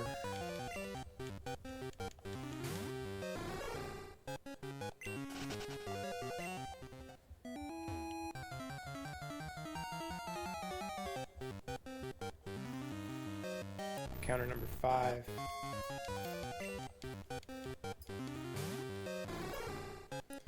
Do you remember talking about it last week? I just saw for set it on fire red until you... Oh, wow. Oh, wow. That is awesome. And then, oh, nice. Kadabra again. The Dratini, you got it in the Safari Zone? You just kept, like, fishing in the Safari Zone for it?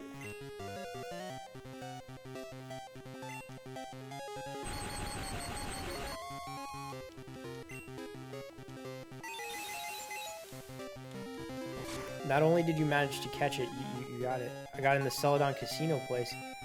So you were just resetting with like the coins, like handing it and then checking the stats, right?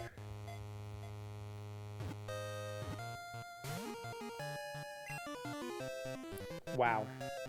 That's amazing. Congratulations. That's really cool. That you have great luck. All in 1 week too. What were you doing? Like, what was your method of doing this? You like open up Twitch and then you just like you're doing it on your game as you just like watch something. All right, so we got what we came for over here. Let me try one more time for the night. I'm gonna count down from 10 over here, trying to catch the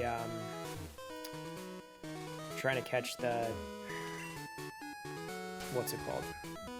Quillfish. Because now we're kind of on a streak.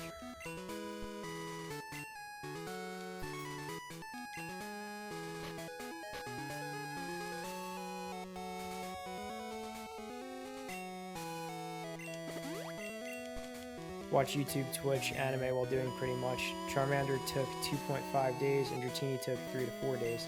That's still not bad. That's still really not bad. I'm not even trying to get a shiny right now. This is what I'm trying to do. I give you guys a lot of credit for trying to get shinies. What I'm trying to do right now is I am trying to just run into a Quillfish. I'm using a Super Rod, and I'm trying to run into a Quillfish on an area that Cerebi says that they're a Quillfish. And it says that there's a 10% chance of encounter rate. I'm not seeing that. That's encounter number 1.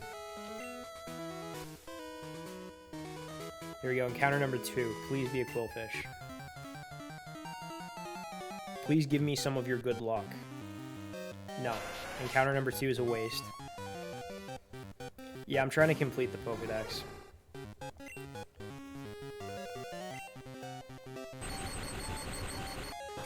And I need myself a Quillfish.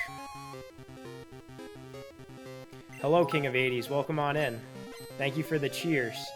I appreciate it. I hope you're doing well. I've been popping into some of your streams recently. Sad week for us. Akira Toriyama passing. Alright, this is encounter number 3.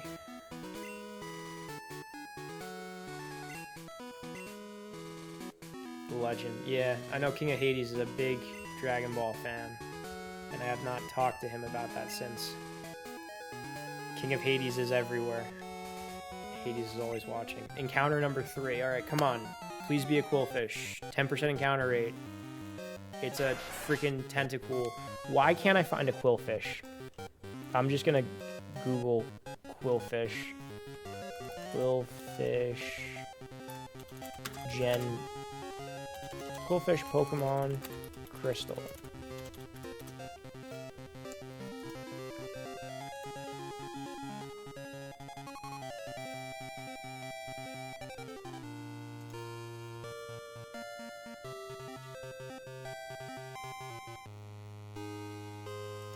I don't know.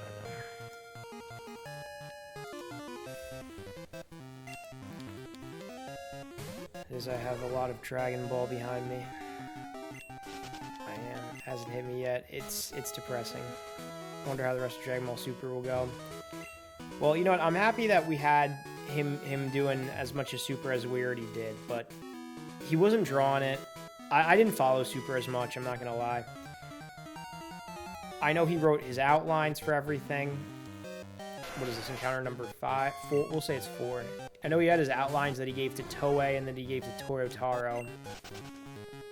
And they would come up with something similar, but like things would be like different about it. So I wonder if they gave him he gave him a full rest of the outline of what he'd want to do. I wonder if like Toyotaro and Toei are gonna like come together and like be like, all right, this is what we're gonna do. What I heard from a variety of reliable sources, Toriyama had a brain tumor. They didn't say he had the surgery or was going to have surgery. I heard that Toriyama was supposed to get some award this past week. had he lived. This is encounter number 5. And his acceptance speech, his family, like, put out there. And it pretty much said something like, I don't know how much more involved I'll be in my declining health or something. It wasn't like in my declining health. It kind of hinted at that he knew he was sick. He said something along the lines of like, I'm happy to be a part of this still, and we'll see how much I don't know. I'm butchering it. Try to find the direct quote from him, but he kind of hinted at the fact that he might not be doing it for too much longer.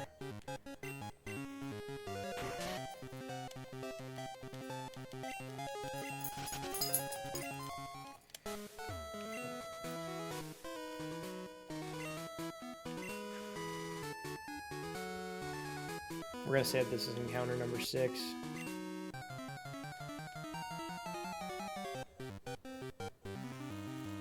And another magic orb.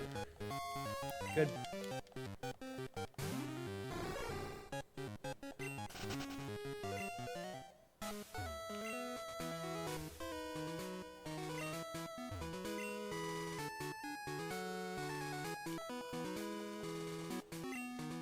This is encounter number 7. Still not a quillfish.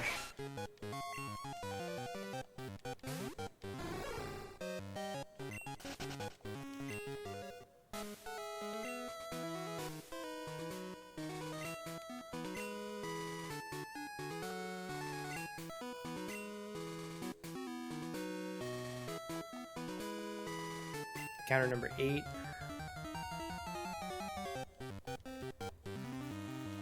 Still not a quillfish.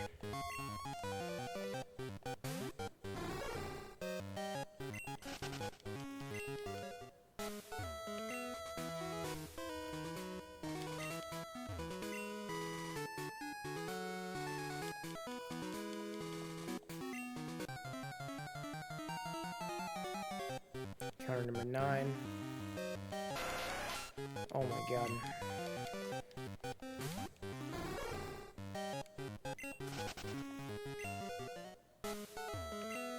Last encounter, come on, quillfish. If not, I'm calling it. It's already 150.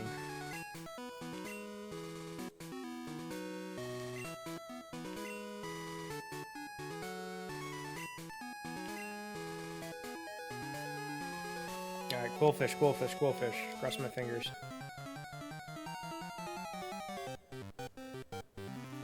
No. No, not a quillfish. Great. Alright, guys. That's it for tonight. We're ending it here.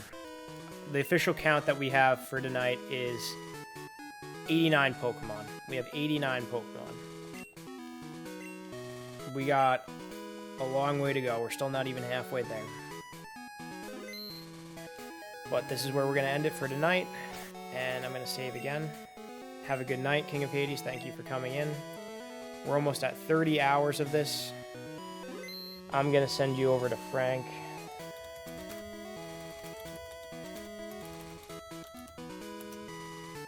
All right, everyone. I'll see you. I'm on stream tomorrow with Frank at my house. We're going to be continuing until dawn.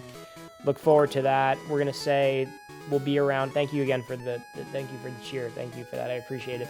We'll be on. We'll shoot for 10:30. See you guys later. Have a good night. Peace.